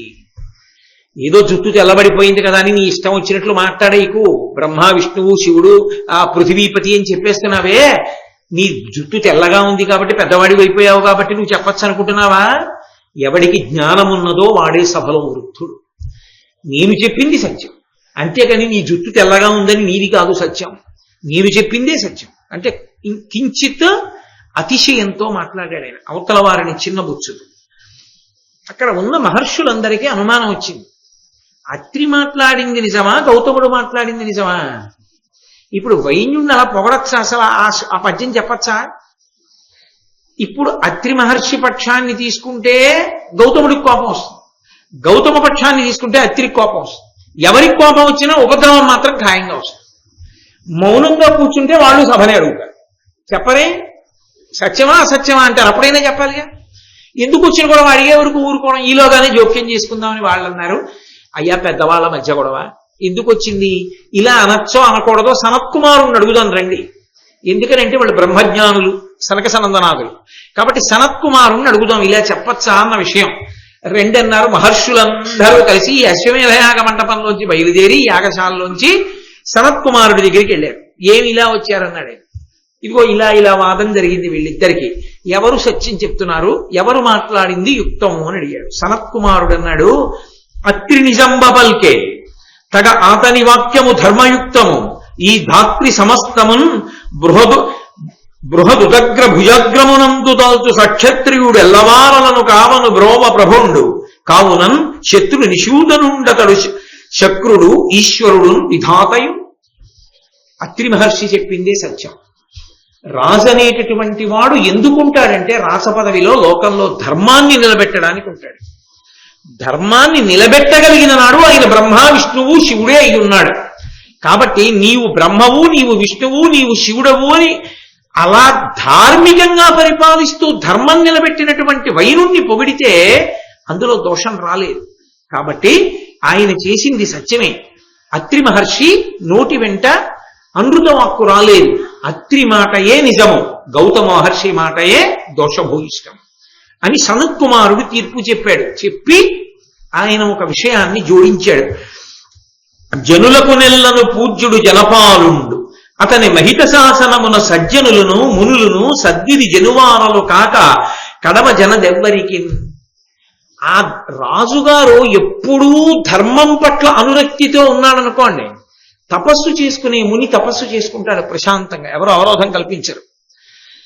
బ్రాహ్మణుడిలా బతకాలనుకున్నవాడు బ్రాహ్మణుడిలా బ్రతుకుతాడు, వైశ్యుడు వైశ్యుడిలా బ్రతుకుతాడు. ఎవరు ఎలా బ్రతకాలో వాళ్ళు అలా బ్రతుకుతారు. ఎందుకని? వేదంలో అలా చెప్పబడింది కాబట్టి మేము అలా బ్రతుకుతామంటే వేద ధర్మమునందు అనురక్తి ఉన్న ప్రభువు యొక్క అనుగ్రహం చేత, పరిపాలనా దక్షత చేత ధర్మం నిలబడుతుంది. కాబట్టి ధర్మాన్ని నిలబెట్టగలిగిన వాడు ప్రభు ఒక్కడే. ఆ ప్రభువు ఈశ్వర సదృశుడే. కాబట్టి సింహాసనం మీద ఉన్న ప్రభువు ధర్మాన్ని నిలబెట్టి పరిపాలిస్తున్నప్పుడు అతన్ని అలా పొగడడంలో దోషమే రాలేదు. ఆయన ఈశ్వరుడు అన్న మాట అంటే తప్పు రాదు అని ఆయన ఒక మాట అన్నాడు. లోకంలో ఒక మర్యాద ఉంది.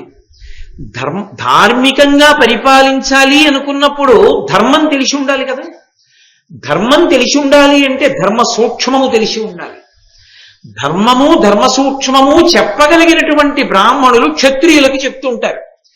క్షత్రియులు బ్రాహ్మణులను ఆదరించి ధర్మము తెలుసుకుని ఆ ధర్మాన్ని నిలబెట్టడానికి లోకాన్ని పరిపాలిస్తారు. బ్రాహ్మణుడు ధర్మాన్ని ప్రభువుకి చెప్పేటప్పుడు తన సొంత అభిప్రాయం చెప్పకూడదు, వేదాంతర్గతమైన విషయం చెప్పాలి. బ్రాహ్మణుడు చెప్పిన విషయాన్ని పట్టుకుని లోకంలో ధర్మాన్ని క్షత్రియుడు నిలబెట్టాలి. వీళ్ళిద్దరూ అన్యోన్యంగా నిలబడిన కారణం చేత లోకమంతా చల్లగా ఉండాలి. అది నీతి అయ్యా. అందుకని ప్రభువు బ్రాహ్మణుడు అంత అన్యోన్యంగా ఉండేవారు పూర్వం. అందుకని అలా ఉండడంలో దోషం లేదు. బ్రాహ్మణుడు క్షత్రియుణ్ణి సరిగా అర్థం చేసుకోవాలి తప్ప ఇలా అనకూడదు అలా అనకూడదని అనరాదు. అలా అనడం ప్రమాదహేతువు, సమాజం అంతా విచ్ఛిన్నమవుతుంది. కాబట్టి గౌతముడు అలా మాట్లాడకూడదు అని చెప్పాడు సనత్ కుమారుడు. అందరూ సంతోషించారు. తిరిగి యజ్ఞమాటానికి వచ్చారు. ఏమీ అడగకుండానే అత్రి మహర్షిని పిలిచి 1,000 బంగారు నాణెములు ఇచ్చాడు ప్రభు. అది కదా చెప్పింది తల్లి బయలుదేరేటప్పుడు, ఆయన్ని అడగవయా, ఎవరికి ఏమి ఇవ్వాలో ఎంత ఇవ్వాలో తెలుసు. కాబట్టి ఇప్పుడు ఆ బంగారు నాణెములను తీసుకొచ్చి పిల్లలు స్థిరపడడానికి అవకాశాన్ని కల్పించేసి భార్యతో కలిసి అత్రి మహర్షి వానప్రస్థానికి వెళ్ళిపోయారు అనేది తాత్పర్యం. ఇంకా నేను మళ్ళీ ఉచ్చరించి దాన్ని చెప్పక్కర్లేదు. కాబట్టి భారతంలో అలా ప్రత్యేకంగా ఉండదు. కాబట్టి క్షత్రియుడు ఎంత గొప్పవాడో ధర్మరాజా నీకు అర్థమైందా ఇప్పుడు? ఇదంతా ఎవరెవరికి చెప్తున్నారు ఈ కథలన్నీ? మార్కండేయ మహర్షికి ధర్మరాజుకి చెప్తున్నాడు. ఎందుకు చెప్తున్నాడు? వర్ణ వ్యవస్థలో ఎవరు ధర్మాన్ని పాటించినా ఎంత గొప్ప వాళ్ళెవరో చెప్పడానికి బ్రాహ్మణ తేజస్సుకి తాక్షుణ్ణి చెప్పాడు. క్షత్రియుడికి ఇదిగో మహానుభావుడైనటువంటి ఆ రాజు గురించి చెప్పాడు. చెప్పి ఇప్పుడు నీకు అసలు అందరూ తెలుసుకోవలసినటువంటి పరమ రహస్యమైనటువంటి విషయం ఒకటి ఉంది. దాన్ని సరస్వతీ గీత అని పిలుస్తారు లోకంలో. ఆ సరస్వతీ గీతని గుర్తెరిగితే మనుష్య జన్మని సార్థక్యం చేసుకోవచ్చు. అంత గొప్ప విషయాన్ని నీకు చెప్తున్నానయ్యా విను. తార్క్షుడన్న మహర్షి గురించి నీతో మనవి చేశా కదూ. ఆ మహర్షి ఒకప్పుడు సరస్వతీదేవిని ప్రార్థన చేసి తపస్సు చేసి ఆమెను మెప్పించి ఆమె సాక్షాత్కారమును పొందాడు. సరస్వతీదేవి ప్రత్యక్షమైంది. ప్రత్యక్షమైతే ఆవిడ్ని ఒక ప్రశ్న వేశాడు. అసలు ధర్మం ఏది? ఏ పనులు చేసినట్లయితే పుణ్యగతులను పొందుతారు? అంటే శరీరం విడిచిపెట్టేసిన తరువాత ఉత్తమగతులు సంపాదించుకోవడంలో ఖచ్చితంగా ఉత్తమగతులు కలుగుతాయి అని నమ్మడానికి ఏ పనులు చెయ్యవలసి ఉంటుంది? అవి నా మనసుని అంటిపెట్టుకునేటట్టుగా నాకు చెప్పు అని అడిగాడు సరస్వతీదేవిని. అంటే నేను వినేసి ఇంకోళ్ళకి చెప్పడం కాదు, అది నా మనసును అంటిపెట్టుకోవాలంటే అలాంటి పనులు చెయ్యాలన్న కుతూహలం నా యందు నిలబడాలి. అలా నాకు చెప్పమ్మా అని అడిగాడు. అంటే ఆవిడ చెప్పడం ప్రారంభం చేసింది. నాయన, నీలగు క్రేపుతో పాలు చాలగలిగి లలితంబకు తొలిచూలు మొదవు పాత్రభూతుండైన శ్రోత్రియునకు నిచ్చు సదమల చరితుడు అమ్మొదవు మేన ఎన్ని రోమములుండు అన్ని వేలేడులు సురలోక సౌఖ్య విస్ఫురణమందు భారంపునకు జాలి భూరి సత్వాఢ్యమై బిరుదైన ఎద్దు భూసురునకిచ్చి నరుడు ధేను దశక నిరవందనిచ్చిన ఫలము వడయు మరియు వలువలొసగి చంద్రలోకమునకు సంప్రీతుడైచను కనకమిచ్చి నకమునకు నరుగు. ఓ తార్క్షివ, నువ్వు అడిగావు కదూ, ఈ దేహమును విడిచిపెట్టిన తరువాత ఉత్తమగతులను పొందడానికి తప్పకుండా గుర్తు పెట్టుకుని చెయ్యవలసినవి అని కదూ నన్ను అడిగావు. నేను చెప్తాను విను. తొలిచూలైనటువంటి ఆవు అంటే అంతకు ముందే ఎన్నో దూడలు పెట్టి ఇప్పుడు ఇంకో దూడని పెట్టిన ఆవు కాకూడదు. అదే మొదటిసారి దూడని పెట్టడం. అటువంటి దూడని పొంది ఉండి చక్కగా సాధుగోవు అయి ఉండాలి. అది విపరీతంగా పొడి చేసేది, మిగిలిన వాటికి పోట్లు నేర్పేసేది అయి ఉండకూడదు. చాలా సాధుగోవు చూడగానే చక్కగా ఉన్నటువంటిది, బక్క చిక్కిపోయి బృహప్పంజరం బయటికి వచ్చేసి గడ్డి పరకతో కొడితే పడిపోయేలా ఉండే గోవు కాకూడదు. చక్కగా ఉన్నటువంటి ఆవుని మొదటి ఈతలో దూడతో కలిసి ఉన్నటువంటి ఆవుని ఎవరు పాత్రభూతుడైనటువంటి బ్రాహ్మణుణ్ణి వెతుక్కుని శ్రోత్రియునకు అన్నాడు. శ్రోత్రియునకు అంటే వేదం మీద నమ్మకంతో బతుకుతున్నటువంటి బ్రాహ్మణుడు ఎవడున్నాడో అటువంటి వాణ్ణి వెతికి పట్టుకుని, వాడు పాత్రుడు కనుక పుచ్చుకోవడానికి అర్హుడు కనుక ఆయనకి ఆ గోవుని దూడతో పాటుగా దానం చేసిన వాడు ఎవరు ఉంటాడో అటువంటి వాడికి ఆ గోవు వెంట్రుకలు ఎన్నున్నాయో చూసి ఒక్కొక్క వెంట్రుకకి 1000 సంవత్సరముల చప్పున సురలోకమునందు ఉంచుతారు, దేవలోకంలో ఉంచుతారు వాళ్ళని. అలాంటి ఆవుని దూడని అటువంటి బ్రాహ్మణుడికి దానం చేసిన వాడికి. అలాగే మొదవు మేన ఎన్ని రోమములుండు అన్ని వేలేడులు సురలోక సౌఖ్య విస్ఫురణనందు భారంబునకు జాలి భూరిసత్వాఢ్యమై బిరుదైన ఎద్దు భూసురునకిచ్చి నరుడు ధేను దశక నిరవందనిచ్చిన ఫలము వడయు. బరువైనటువంటి వస్తువుల్ని మూపు మీద పెట్టుకుని మోసి వెళ్ళగలిగినటువంటి సామర్థ్యం కలిగినటువంటి ఒక ఎద్దుని అత్యంత ప్రీతితో బ్రాహ్మణులకు దానం ఇచ్చినటువంటి వ్యక్తికి ముందు చెప్పిన ఆవులు అటువంటివి 10 దానం చేసినటువంటి ఫలితం కలుగుతుంది. ఒక ఎద్దుని దానం చేస్తే నరుడు ధేను దశక మిరవందనిచ్చిన ఫలము వడయు. మరియు వలువలొసగి చంద్రలోకమునకు సంప్రీతుడై చను. బట్టలు దానం చేయడం అలవాటు చేసుకున్న వాళ్ళు చంద్రలోకానికి వెడతారు శరీరం పడిపోయిన తర్వాత. కనకమిచ్చి నకమునకు నరుడు. ఎవరు బంగారం దానం చేస్తారో వాళ్ళు స్వర్గలోకానికి వెడతారు. కాబట్టి దానం చెయ్యడం విషయంలో ఇవి బాగా జ్ఞాపకం పెట్టుకోవాలి. తన శరీరం పడిపోయిన తర్వాత కొడుకు దానం చేస్తాడని నమ్మడం కాదు, తన శరీరం ఉండగా తాను దానం చేసుకోవలసిన విషయాలు ఇవి మహారాజా. ఇక కృతమతి 7 హుతమహు ఘృతమునను ప్రీతి నుందించిన సువ్రతుడు 7 తరంబుల పితరులకొని దివికి ఏగు పెంపెసలారన్. 7 సంవత్సరముల పాటు నియమం తప్పకుండా అగ్నిహోత్రుణ్ణి ఆవునీతి ధారల చేత సంతృప్తిపరచినటువంటి బ్రాహ్మణుడు ఎవడుంటాడో, అంటే నిత్యహోమం చేసినటువంటి వాడు ఎవరుంటాడో, బ్రాహ్మణుడే కాదు ఎవరైనా సరే అలా హోమం చేయించుకోవచ్చు. అలా చేయించిన వాళ్ళు ఎవరుంటారో వాళ్ళొక్కళ్లే కాదు, వాళ్లతో పాటు వాళ్ళకి ముందున్నటువంటి 14 తరాల వాళ్ళని విడుదల చేసి స్వర్గలోకానికి పంపిస్తారు. 7 సంవత్సరాలు అగ్నిని ప్రీతి చెందేటట్టుగా చేస్తే. బాగా గుర్తుపెట్టుకో తాక్షుడా అని చెప్తోంది సరస్వతీదేవి స్వయంగా, అందుకని దానికి సరస్వతీ గీత అని పేరు.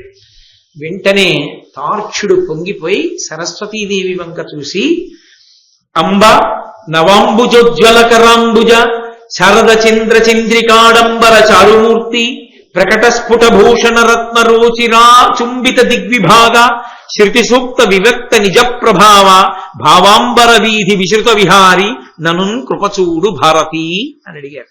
చాలా మంది ఈ పద్యం పోతన గారు అనుకుంటారు, ఎర్రాప్రగడ గారు. పోతన గారు ప్రార్థనా శ్లోకాల్లో ఉపోద్ఘాతంలో చెప్పుకున్నారు. కాబట్టి అంబ నవాంబుజోజ్వల కరాంబుజ, అప్పుడే వికసించినటువంటి కలువ పువ్వుని చేతిలో పట్టుకున్నటువంటి ఓ తల్లి, శారద చంద్ర చంద్రికాడంబర చారుమూర్తి, శరత్కాలమునందు ప్రకాశించేటటువంటి చంద్రుని యొక్క కాంతి ఎంత తెల్లగా ఉంటుందో అంత తెల్లగా సర్వశుక్ల సరస్వతి అని తెల్లటి స్వరూపం కలిగిన దాన, ప్రకట స్ఫుట భూషణ రత్న రోచిరా చుంబిత దిగ్విభాగ, అలంకారం చేసుకున్నటువంటి ఆభరణముల కాంతి ఆకాశం వరకు కొడుతుంటే నీ యొక్క కాంతితో నిండిపోయినటువంటి దిగంతములు దిక్కుల యొక్క చివర్ల వరకు ప్రకాశిస్తున్నటువంటి ఆభరణ శోభ కలిగినటువంటి దాన, శృతి సూక్త వివక్త నిజ ప్రభావ.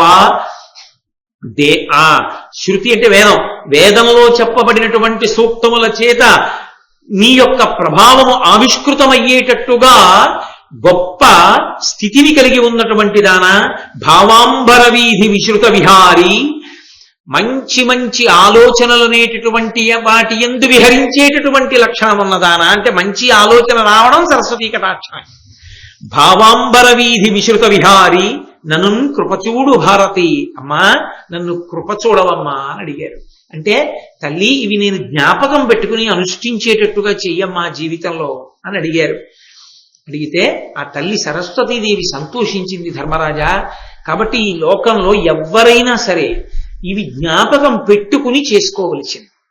కనీసంలో కనీసం పిల్ల పెళ్లికి అని దాచుకుంటాం, పిల్లాడి పెళ్లికి అని దాచుకుంటాం, బిడ్డలకి అని ఇళ్ళు కొంటాం, వాకిళ్ళు కొంటాం, తన జీవుని కొరకు అని కనీసంలో కనీసం పిల్ల పెళ్లికి వేసుకున్నట్టే, పిల్లాడికి ఇల్లు కొనడానికి వేసుకున్నట్టే నెలకో 10 రూపాయలైనా దాచుకుని ఆమె చిటికిన వేలు పట్టుకుని ముప్పొద్దులా వండి పెట్టి అనుసరించి జీవితం అంతా అటు ఇంటి పేరు మార్చుకుని ఇక్కడికి వచ్చినందుకు ఆమెని కూడా తరింప చేయడానికి కనీసంలో కనీసం తొలీత పొందినటువంటి ఒక దూడతో కూడిన ఆవుని సద్బ్రాహ్మణుడికి దానం చేశానన్న తృప్తినైనా మిగల్చుకోవాలి కనీసం. అది ఆనాడు చెప్పింది సరస్వతీదేవి, అది ఎప్పటికీ అన్వయమయ్యేదే. కాబట్టి స్తోత్రం చేసింది.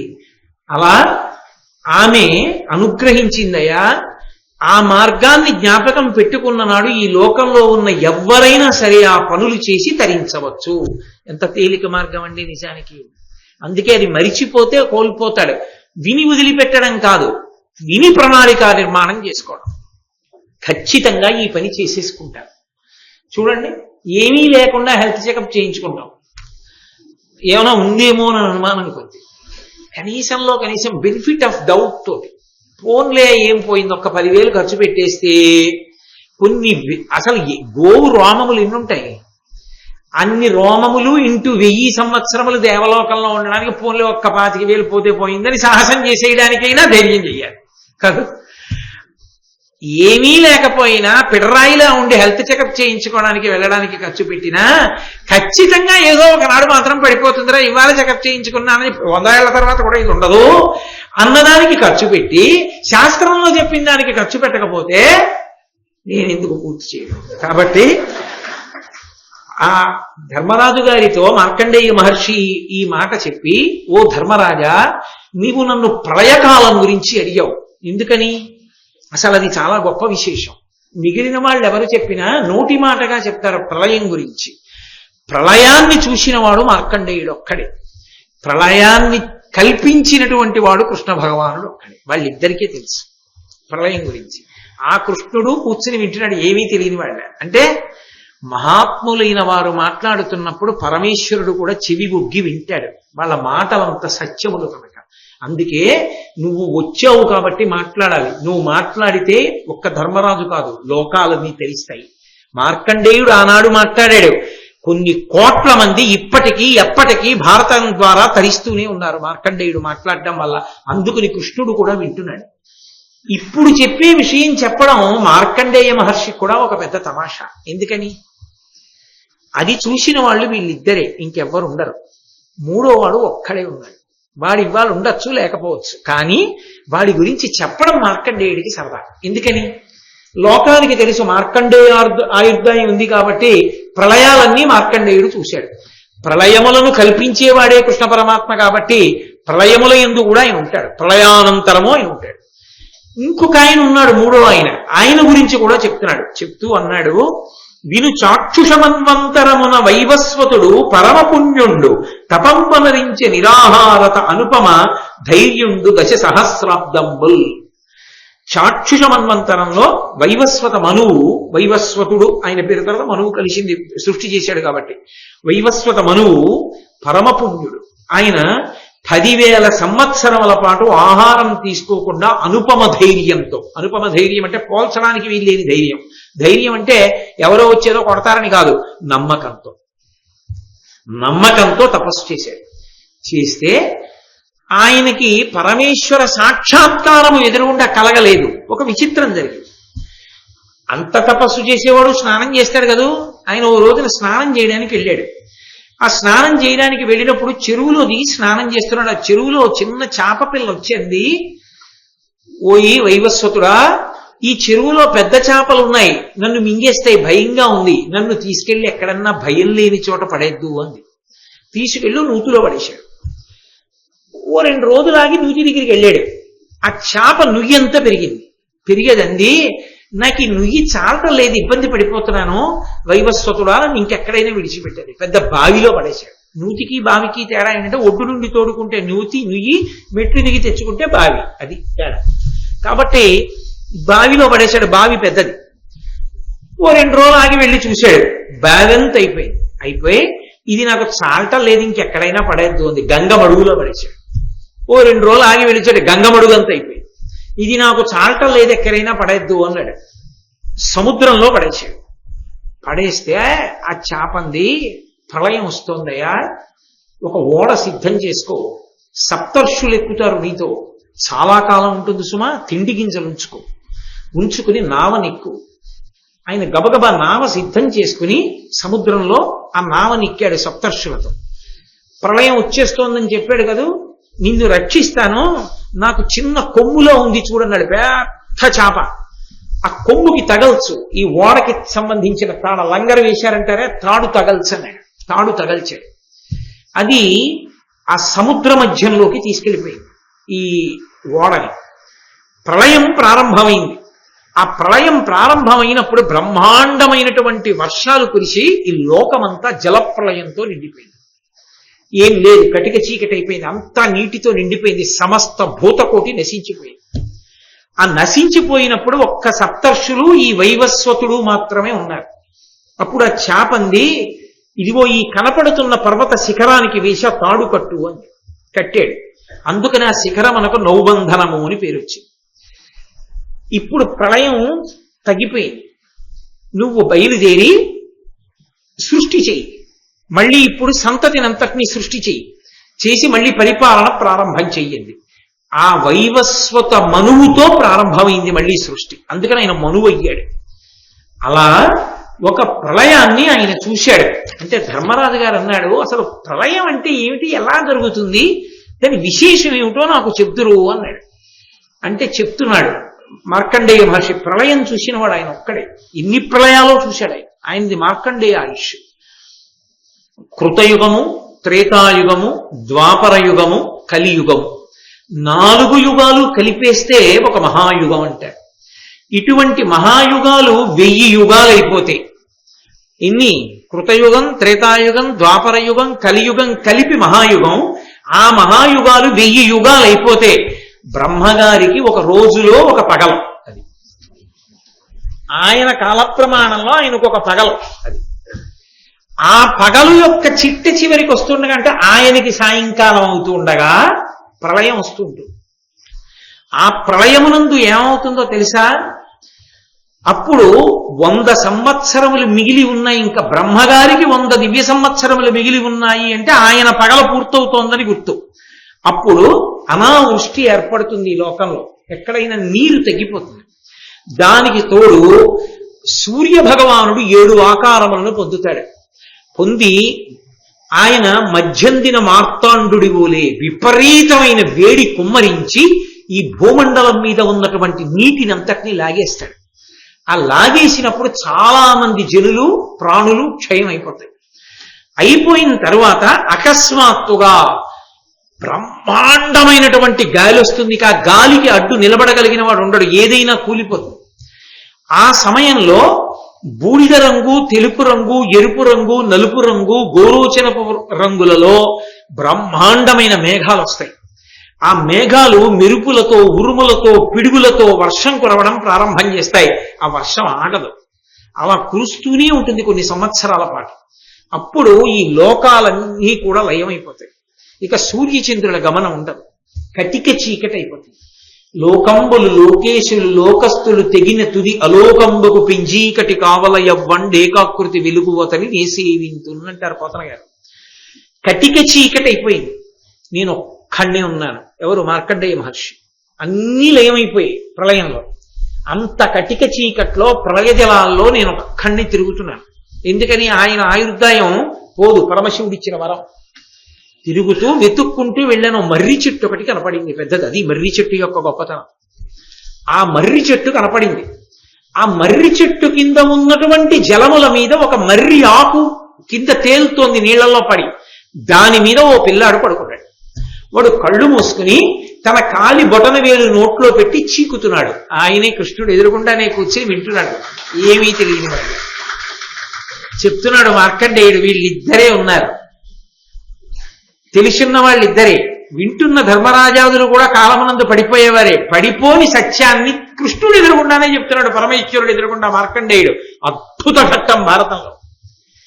అప్పుడు నాకు ఈ రావేకు మీద పడుకున్న పిల్లవాడు కనపడ్డాడు కళ్ళు మూసుకొని. నేను పక్కకి వెళ్ళి చుట్టూ చూసి ధ్యానం చేసి ఎవరీ పిల్లాడని కళ్ళు తెరిచి ఓరకంటితో నన్ను ఇలా చూశాడు.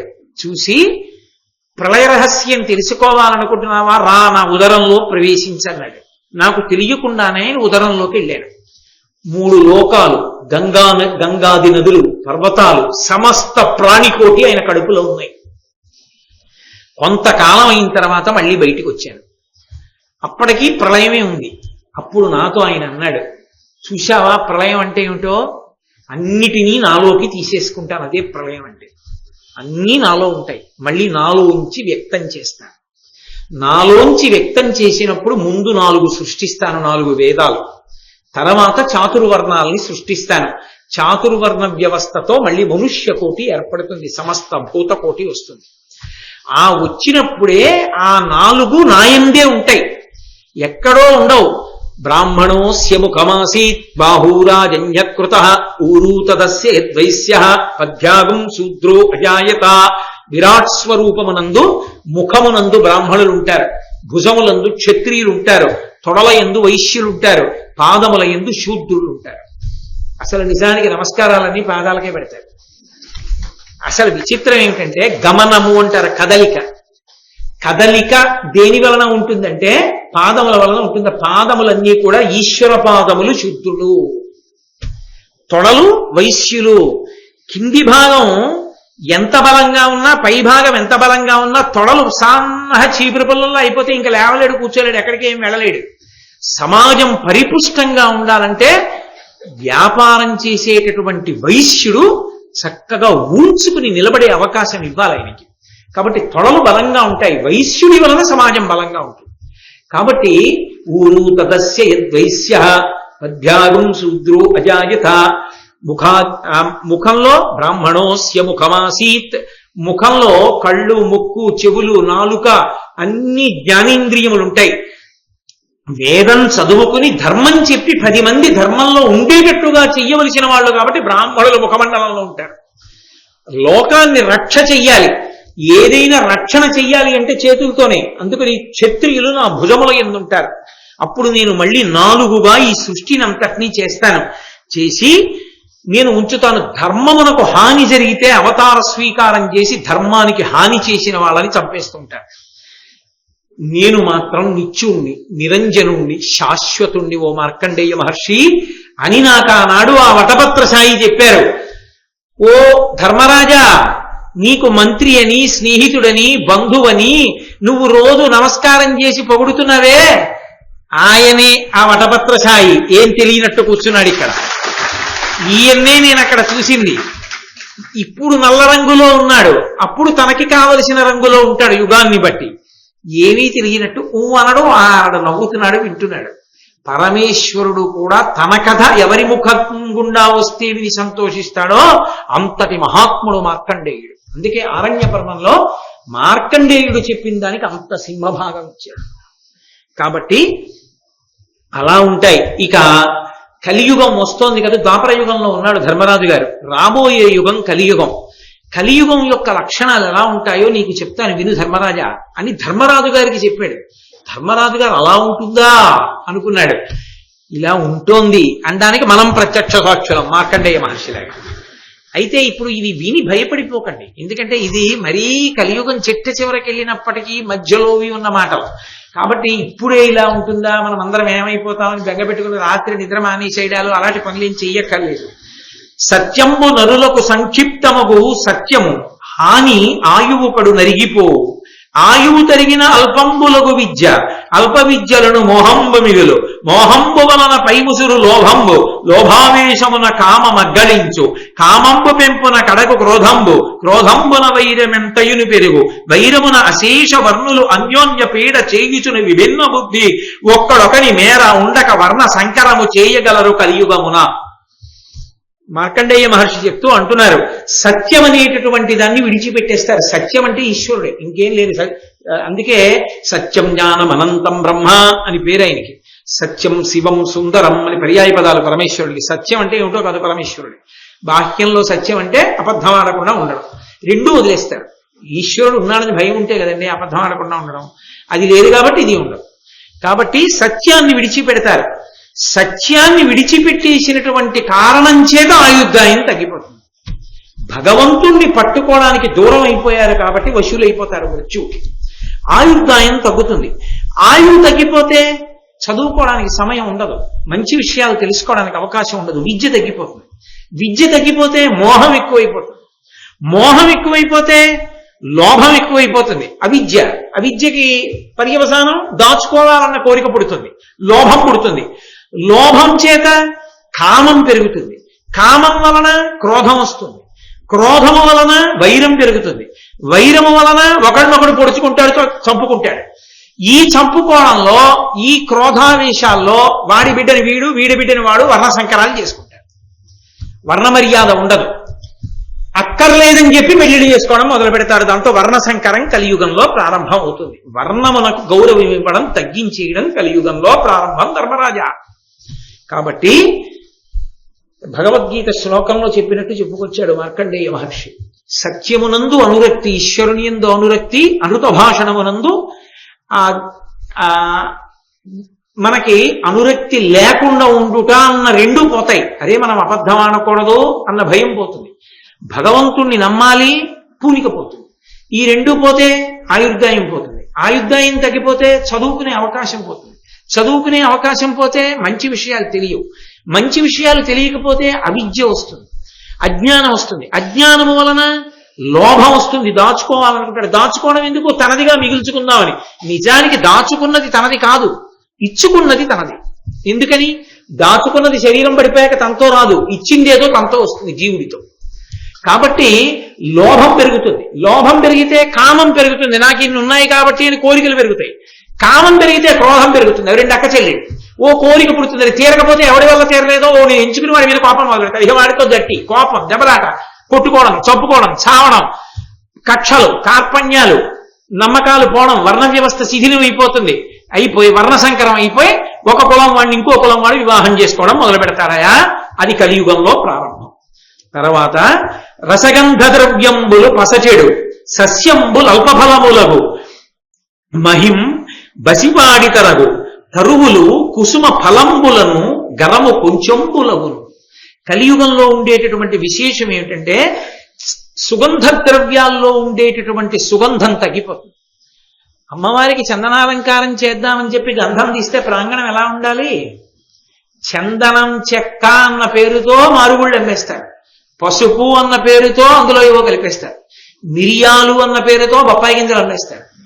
కుంకం అన్న పేరుతో రసాయన ద్రవాలు కలిపేస్తారు. గంధం గుండ అన్న పేరుతో కొయ్యగుండి ఇచ్చేస్తే పరమేశ్వరుడికి అందిస్తుంటారు. కాబట్టి రసద్రవ్యములు ఏవి సుగంధ ద్రవ్యములు ఉంటాయో అవన్నీ కూడా పటుత్వాన్ని కోల్పోతాయి కలియుగంలో. అది గుర్తు. రెండు, పసజడు సస్యంబులు అల్పఫలములకు ఇవ్వవలసినంత పంటని ఇవ్వవు, దిగుబడులు తగ్గిపోతుంటాయి. అలాగే మహిం పసిబాడి తరుగు, ఆవుల పాలు తగ్గిపోతాయి. లోకంలో ఆవు పాలు తాగేవాళ్ళు తగ్గిపోతారు. ఆవుల్ని పెంచుకోవడం, ఆవు పాలు తాగడం తగ్గిపోతుంది. దాని స్థానంలో ఏం పెరుగుతాయి తెలుసా? కుక్కలు పెరుగుతాయి. ఇంటింటా కుక్క ఉంటుంది, ఏ ఇంటా ఆవు ఉండదు.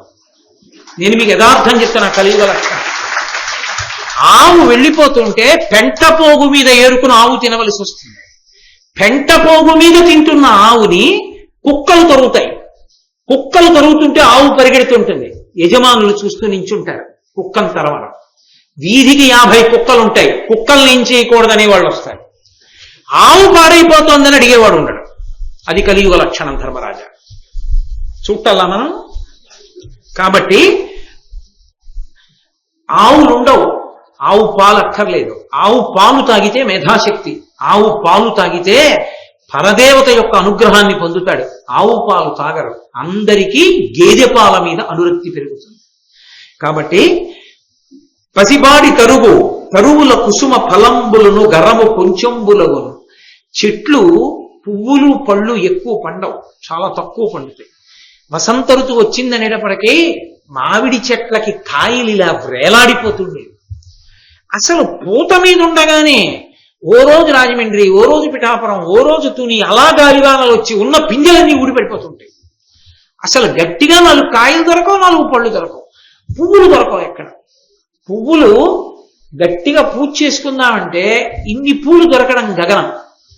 ఇంకా విచిత్రం ఏమిటంటే ఎవడైనా పూల మొక్క వేసుకుంటే పొరపాటున ఆ పూల మొక్కకి పూసినటువంటి పువ్వుని చూసే అదృష్టం యజమానికి ఉండనే ఉండదు. ఎందుకంటే మార్నింగ్ వాక్ అని పేరెట్టుకుని ఓ ఊచ, దానికి ఓ ఉంపు, ఓ ప్లాస్టిక్ కవరు పట్టుకుని చీకట్లో బయలుదేరుతాడు. ఏమిటి వాడి మార్నింగ్ వాక్ అంటే ఆ మొక్క వేసుకున్న యజమాని కొమ్మలు పైకి ఉంటే పువ్వు, వీడి చెట్టు కాదుగా, వీడు పోయలేదుగా నీళ్లు, వీడిని జుత్తట్టును ఉంచితే తెలుస్తుంది వాడికి ఆ బాధ ఏమిటో.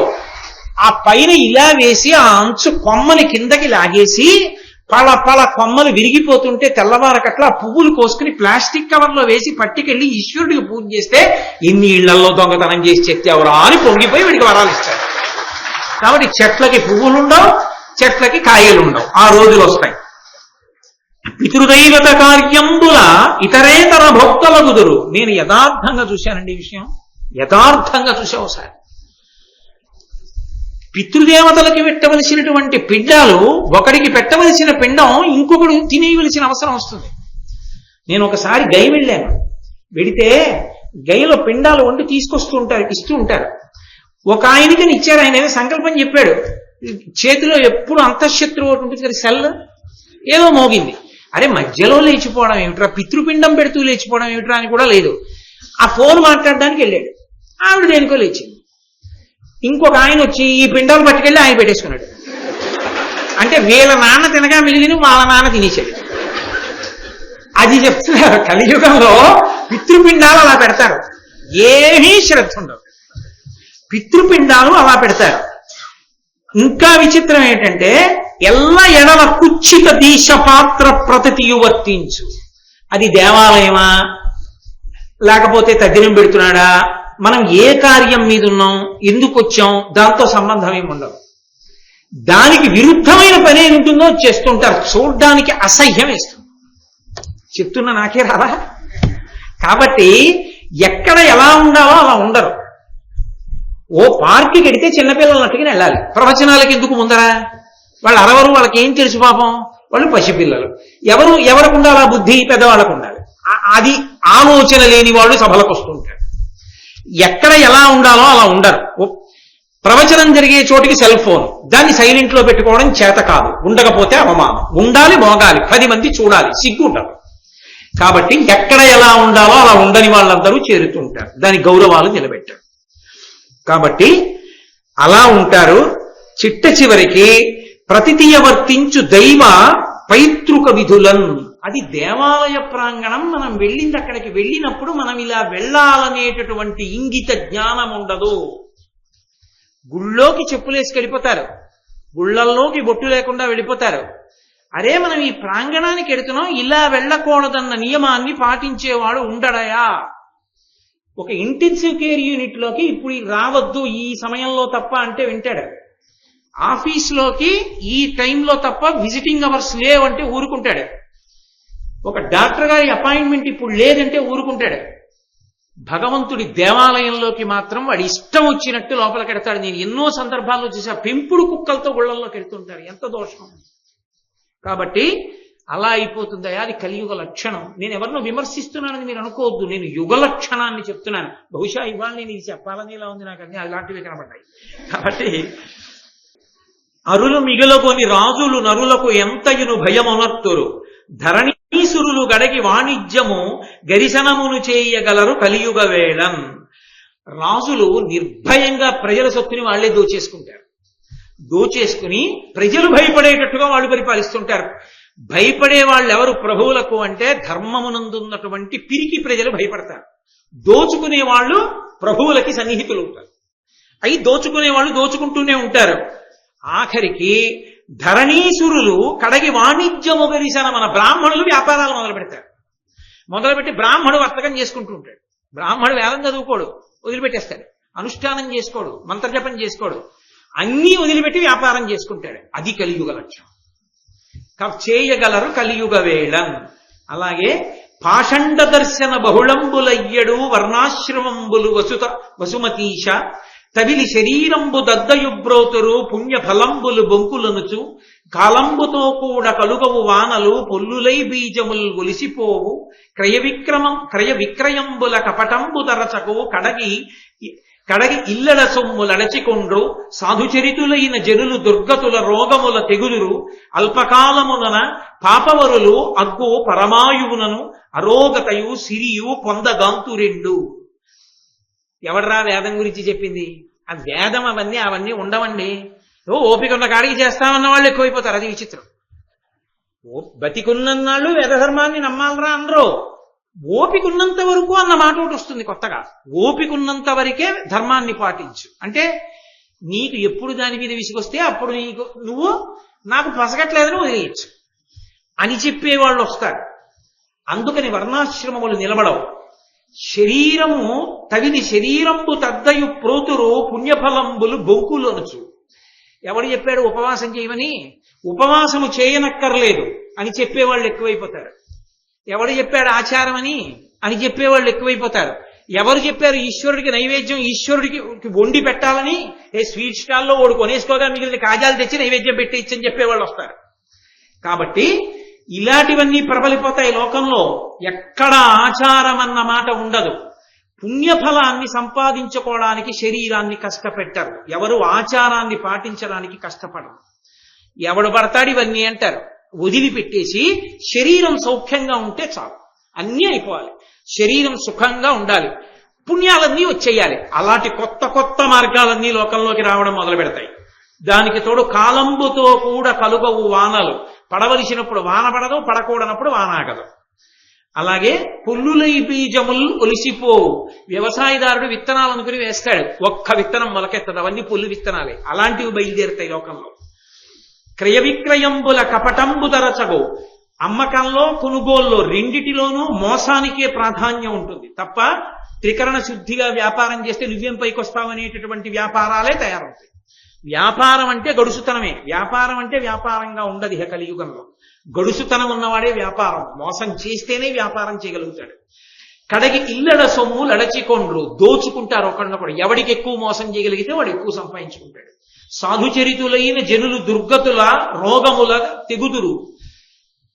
ధర్మాన్ని నమ్ముకున్నటువంటి వాడు దీర్ఘాయుష్మంతుడు కాడు. తక్కువ ఆయుర్దాయంలోనే రోగంతో శరీరం వదిలిపెట్టేస్తాడు. అన్నీ ఇప్పుడే అన్వయం కావని చెప్పాను మీకు నేను. ఇవన్నీ కొన్ని కలియుగాంతమనందు వచ్చేవి. అందుకని కంగారు పడిపోయి అయ్యి బాబాయ్ వద్దు, మనకి పుణ్యం వద్దు, ధర్మం వద్దని నిర్ణయాలకు రాకండి. అల్పకాలమునన పాపపరులు అగ్గు పరమాయువును అరోగతయు సిరియు పొందగాంతురెండు. ధర్మాన్ని విడిచిపెట్టేసి పాపకార్యాలు చేసేవాళ్ళు దీర్ఘాయుష్మంతులై భోగభాగ్యాలతో సంతోషంగా ఉంటారు. అది కలియుగ లక్షణం. ఇప్పుడు కాదు, తర్వాత ఎప్పుడు. వనితా దుర్బల దీన బంధుజన సర్వస్వాపహారులు సుహృజ్జన మాతా పితృపుత్రు హంతలు ఎదృచ్ఛా కర్మశీలుర్ ధరం జన సంపూజితులై చరింతురు వినష్ట శ్రీకులై విప్రులా జనులంచేరి పరిగ్రహించదరవజ్ఞా పూర్వ దుర్విత్తముల్. లోకంలో నిర్భయంగా తల్లిని చంపేసేవాడు, తండ్రిని చంపేసేవాడు, బంధువుల్ని చంపేసేవాడు, బిడ్డల్ని చంపేసేవాడు, ఎవణ్ణి ఎంత మోసమైనా చేసేసి వాడిష్టం వచ్చినట్టు వాడు ప్రవర్తించడమే తప్ప వాడి ప్రవర్తన ఒక శాసనానికి ఒక శాస్త్రానికి కట్టుబడినటువంటి జీవితం గడిపేటటువంటి వాళ్ళందరూ లోకంలో పెద్దవాళ్ళని కీర్తింపబడడం మొదలు పెడుతుంది. ఏ విధమైన సిగ్గు లజ్జ లేకుండా బ్రాహ్మణులు వెళ్ళి ఆశీర్వచనాలు చేసి మరీ డబ్బులు తెచ్చుకుంటారు. కోరి వెళ్ళి ఆశీర్వచనాలు చేస్తారు. వాళ్ళు వచ్చిపోనే ఆశీర్వచనాలు అడిగితే చేయడం కాదు, వీళ్లే పెడతారు, వెళ్ళి ఆశీర్వచనాలు చేస్తారు, చేసి డబ్బు తెచ్చుకుంటారు భయపడి. రేపు వాళ్ళ వలన జరగవలసిన ఉపకారాలు జరగవని. అది కలియుగ లక్షణం ధర్మరాజా. ధరణీరక్షణమాచరింపక నృపుల్ దర్పంబునన్ పశ్యతోహరులై సాధులతోచి చేకురు తదీయ స్త్రీధన క్షేత్రముల్ హరింపంగలవారు దారుణతరంబై పెళ్ళు చెల్లుం పరస్పర వైరంబు ధరాతలేంద్రులకు విశ్వప్రాణి నాశంబుగన్. క్షత్రియులైనటువంటి వారు, రాజులైనటువంటి వారు భూమిని పరిపాలించారు. వాళ్ళు అన్నీ విడిచిపెట్టేసి రాజ్య పరిపాలన, బలహీనుల్ని రక్షించడం ఇలాంటివన్నీ విడిచిపెట్టేసి సాధు పురుషుల్ని దోచుకోవడానికి వాళ్ళు కూడా సిద్ధపడిపోయి వాళ్ళు కూడా అటువంటి పనులు చేయడం మొదలుపెట్టి స్త్రీని, ధనాన్ని, భూమిని, గోవుల్ని అన్నిటినీ అపహరించడం మొదలు పెడతారు. ఒకళ్ళకి వైరాలు పెరిగిపోతాయి. దానివల్ల విశ్వ ప్రాణి నాశనం జరుగుతుంది. ఎక్కడ చూసినా అభద్రతాభావమే. ఈ స్థలం నాది అని నమ్మకమే ఉండదు. ఎవడెవడికి రిజిస్టర్ చేసేస్తాడో తెలియదు. ఈ ఇల్లు నాది అని నమ్మకం ఉండదు. అద్దెకిస్తే పుచ్చుకున్నవాడు ఖాళీ చేస్తాడని నమ్మకం ఉండదు. కాబట్టి ఎవడు ఏది పొంది ఉన్నాడో తెలియదు. ఎవడు బాగా మోసం చేసి ధైర్యంగా నిలబడి కాపక్షానికి నిలబడగలడో వాడే యజమానుడు. కలియుగంలో ఆ లక్షణాలు ప్రవర్తిస్తాయి. సుతుడు అవమానించు జనకుని, పతి అవమానించు భార్య, పడతులు పతులన్ మతి ఒండురువులు మెచ్చక సతతము జరిగింతురిష్ట సంచారములన్. కొడుకు తండ్రిని అవమానిస్తాడు. నాన్నగారికి ఏదైనా తెలియకపోతే, నాన్నగారండి ఆ విషయం నాకు తెలుసు నాన్నగారండి, నేను చేస్తాను, మీరేమీ కంగారు పడుకోండి, కష్టపడి పెంచారు కదా, నన్ను ప్రయోజకుణ్ణి చేశారు కదా, నేను చూస్తాను నాన్నగారండి అని ధైర్యం చెప్పడం. నీకేం తెలుసు, మీరు నోరు ముసుగు కూర్చోండి, కృష్ణారామ అనుకోకూడదేంటి, అన్నిటికీ తగుదునమ్మా ఇంకా సలహా చెప్తారు, మీ రోజులు అనుకుంటున్నారా అంటాడు. తండ్రిని కొడుకు అవమానిస్తాడు. పతినవమానించు భార్య నోరు విప్పితే భర్త పనికి మాలిన వాడని మాట్లాడుతుంటుంది తప్ప అసలు అలా అనకూడదు అన్న ఇంగిత జ్ఞానం భార్యకు ఉండదు. పడతులు పతులన్మతి ఒండరువుల మెచ్చక, స్త్రీ పురుషులు భార్యాభర్తలు మనసులో తన భార్య మీద విపరీతమైన ప్రేమతో తానుండడం, భార్య భర్త మీద ప్రేమతో ఉండడం ఉండదు. ఆవిడిష్టం ఆవిడిది, ఈయనిష్టం ఈయంది. అది ఎంతవరకునైనా కింద ప్రవర్తిస్తూ ఉంటారు. సతతము చెరియింతురిష్ట సంచారములను, ఎవరి ఇష్టాన్ని బట్టి వాళ్ళు సంచరిస్తారు. ఆవిడికి కావలసినట్టు ఆవిడుంది, నాకు కావలసినట్టు నేనున్నాను, అంతే రాజీ. తప్ప అలా ఉండకూడదని ఆవిడండు, మీరు ఇలా ఉన్నారే అని ఆవిడండు. కాబట్టి ఇద్దరు మాత్రం భార్యాభర్తలుగా లోకంలో ఉంటారు. వాళ్ళని ఆదర్శంగా మిగిలిన వాళ్ళు తీసుకుంటే కొంపలు పడిపోతాయి. కాబట్టి కలియుగం అలా ఉంటుంది.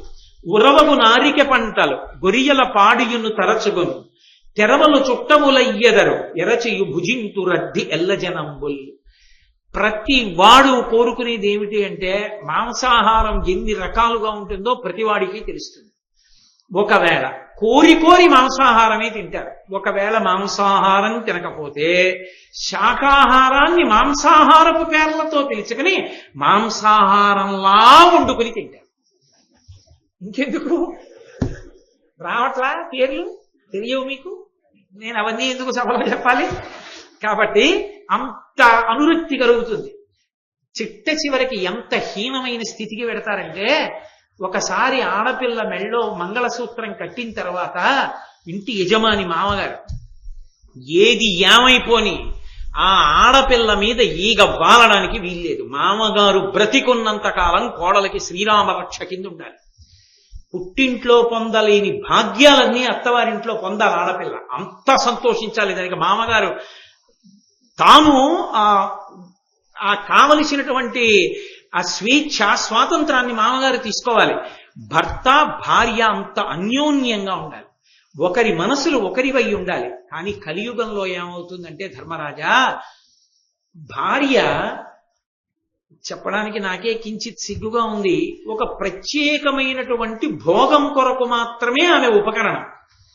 ఆమెకి ఒక ప్రత్యేకమైన భోగము కొరకు ఆయన ఉపకరణం. ఇక మిగిలిన విషయాల్లో వాళ్ళ మనసులో కలవవు. ఆయన ఇష్టం అయింది, ఈవిడిష్టం అయింది. కాబట్టి వాళ్ళిద్దరూ ఒక ప్రత్యేక భోగాన్ని పొందుతారు. దాని ఫలితంగా కొంతమంది పిల్లలు ఉంటారు తప్ప వాళ్ళు ఒకరి మనసులు ఒకరైన వారు కారు. భోగం కోసం కలిసి ఉంటారు. ఒక్కొక్కసారి అది కూడా గాడి తప్పుతారు. మంచి పంటలన్నీ అందరూ వదిలేస్తారు. వదిలేసి చిత్ర విచిత్రంగా లాభాలు ఎక్కువ వస్తాయని పంట పండించి పంట లోకానికి తిండి గింజలు అందించవలసిన చోట తిండి గింజలు అందించడం మానేసి లాభాలు వస్తాయని కొత్త కొత్త చెరువులు, కొత్త కొత్త వ్యాపారాలు మొదలు పెడతారు. పంట పండించడాన్ని ఇష్టపడరు. కొత్త రకాల పంటలు మొదలు పెడతారు, ఆ పంటలు వేయడం మొదలు పెడతారు. కాబట్టి అలాగే గొర్రెల పాడుయును తరచగొను, ఆవుల పాలు ఎవ్వరికీ ఎక్కర్లేదు, గొర్రె పాలు శ్రేష్టమని గొర్రె పాలు తాగే రోజులు వస్తాయి.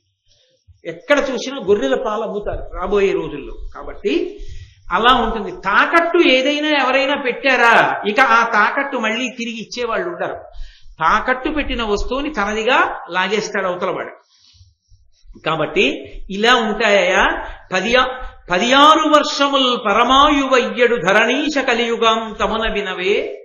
కలియుగాంతం దగ్గరికి వచ్చేసిందని గుర్తు ఏమిటంటే, పురుషుడి యొక్క గొప్ప ఆయుర్దాయం చాలా కాలం బతికాడండి అని పేపర్లో ఫోటో వేయాలంటే 16 ఏళ్లు బతుకుతాడు.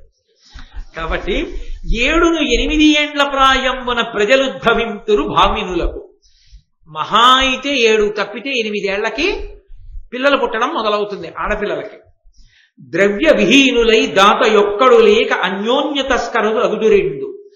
దానం చేసేవాడన్నవాడు లేక దొంగతనం ఒక్కటే ఉంటుంది లోకంలో. ఎరిగెడు వారును ఎంతయు క్రూరులై చెనసి పాపంబు చేసెదరు సూవే. తెలుసున్నవాడు తెలియనివాడు ఎవడైనా సరే క్రూరత్వంతో పాపమే చేస్తూ ఉంటారు. అన్న విక్రయంబునురంతురు అఖిల జనులు. అందరూ అన్నాన్ని నమ్ముకుని బతకడం మొదలు పెడతారు. ప్రతి చోట ఎక్కడికి వెళ్ళండి అన్నాన్ని అమ్మడం ప్రారంభమవుతుంది. అతిథిని పిలిచి అన్నం పెట్టే వాళ్ళు ఉండరు. ఆఖరికి పసిపిల్ల తినే అన్నానికి కూడా వెలకట్టి అమ్ముతారు. బేబీ మీల్ అని వింటారా? అలా ఏమీ తెలియనట్టు నేనే చెప్తున్నట్టు చూస్తారే. కాబట్టి అన్న విక్రయమునంత రహిల జనులు వేద విక్రయులగుదురు విప్రవరు. వేదాన్ని అమ్మేస్తారు బ్రాహ్మణులు. పణ్యయోనులయగుదురు పద్మముఖులు. బాగా అందంగా ఉన్న ఆడది అంటే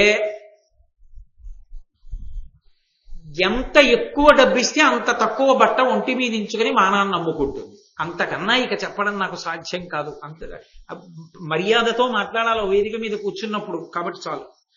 కష్టతరమైన ఎక్కలి కాలవేళ. కలికాలంలో అంత కష్టతరంగా ఉంటాయి జీవితాలు. నిస్సిగ్గుగా ప్రవర్తిస్తుంటారు జనులు. శృతి ధర్మంబు. ఈ పద్యానికి నేను వ్యాఖ్యానం చెయ్యను అసలు. మీరు ఆ పద్యం చదువుతుంటే మీరు పట్టేసుకోగలుగుతారు. శృతి ధర్మంబులు శూద్రులు ప్రతిభం చెప్పంగా వినుచు బ్రాహ్మణ జాతులు ధృడిసిరి తత్సేవకులై యతినింద కర్మకారులయ్యదరధిప. నేను ఇంకెందుకు చెప్పాలి, మీకు అర్థమైపోయి ఉంటుంది. కాబట్టి వ్యాఖ్యానమే చెయ్యక్కర్లేదు. మీరు రోజు వింటున్నవి చూస్తున్నవేగా. శృతి ధర్మంబులు శూద్రులు ప్రతిభం చెప్పంగా వినుచు బ్రాహ్మణ జాతులు ధృతి చెడి తత్సేవకులై యతి నిందిత కర్మకారులయ్యదరధిప. గురుకొనియాడడు శిష్యుడు గురుడును శిష్యునిడ వంచకుండగు. మది ఒండొరలు ఒల్లరు బంధువులు పారిబొరి గరములకు ప్రజకు పొడమును భయములు.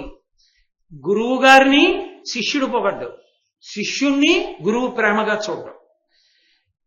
ఒకళ్ళ మీద ఒకళ్ళకి మనసులో ప్రేమ ఉండదు. బంధువులంటే ఎవ్వరికీ ఇష్టం ఉండదు. ఎక్కడ చూసినా ఎవరు చూసినా భయంతో ఉంటారు, అభద్రతాభావంతో ఉంటారు. ఉన్నది ఉంటుందా లాగేసుకుంటారా, ఈ భయంతోనే ఉంటారు. నాకున్నది ఉంటుంది అన్న ధైర్యంతో ఎవరు ఉండరు కలియుగంలో. ఇప్పుడే వచ్చిందని నేను చెప్పట్లేదు, రాబో కాలంలో అంటే కొంత ఊరట కదూ. కాబట్టి దేవతాయతనంబులున్ జగతీసురావసధంబులున్ పావనాశ్రమ భూములున్ చెడి పాడగున్ శుభవృక్షవల్లీ వనంబులు నాశముందు కలి ప్రచారమునందు దుస్త్రీ విహారము మద్యపానము చెల్లు బెల్లుగా నెల్లడం. కలియుగం బాగా ఎక్కువ అవుతోంది కలి ప్రభావం అని గుర్తు ఏమిటంటే, దేవాలయాలు పాడుపడిపోతాయి. దేవాలయ ప్రాంగణాలు పెద్ద పెద్ద ప్రాంగణాల్లో ఉన్న దేవాలయాల్లో తుడిచేవాళ్ళు, మొక్కలు వేసేవాళ్ళు, వాటికి నీళ్లు పోసేవారు, పువ్వులు కోసి దండగుచ్చి దేవుడికి ఇచ్చేవాళ్ళు ఉండరు. పెద్ద పెద్ద ముళ్ల కంపలతోటి డొంకలతోటి దేవాలయ ప్రాంగణాలు పెరిగిపోతే ఆ దేవాలయ అర్చకులు ఆ డొంకల్లోనే ఇల్లు కట్టుకుని గుడిని నమ్ముకున్నందుకు వాసం చేస్తూ ఉంటారు. ఆయన్ని పట్టించుకునేవాడు ఉండడు, గుడిని పట్టించుకునేవాడు ఉండడు. ఆఖరికి గుడిలో ధూపదీప నైవేద్యాలకి అర్చకుడు 10 మందిని ఆశ్రయించవలసి వస్తుంది. అయ్యా మీరేమైనా ఇస్తే దీపం పెడతానండి గుళ్ళో అని అడిగే రోజులు వస్తాయి.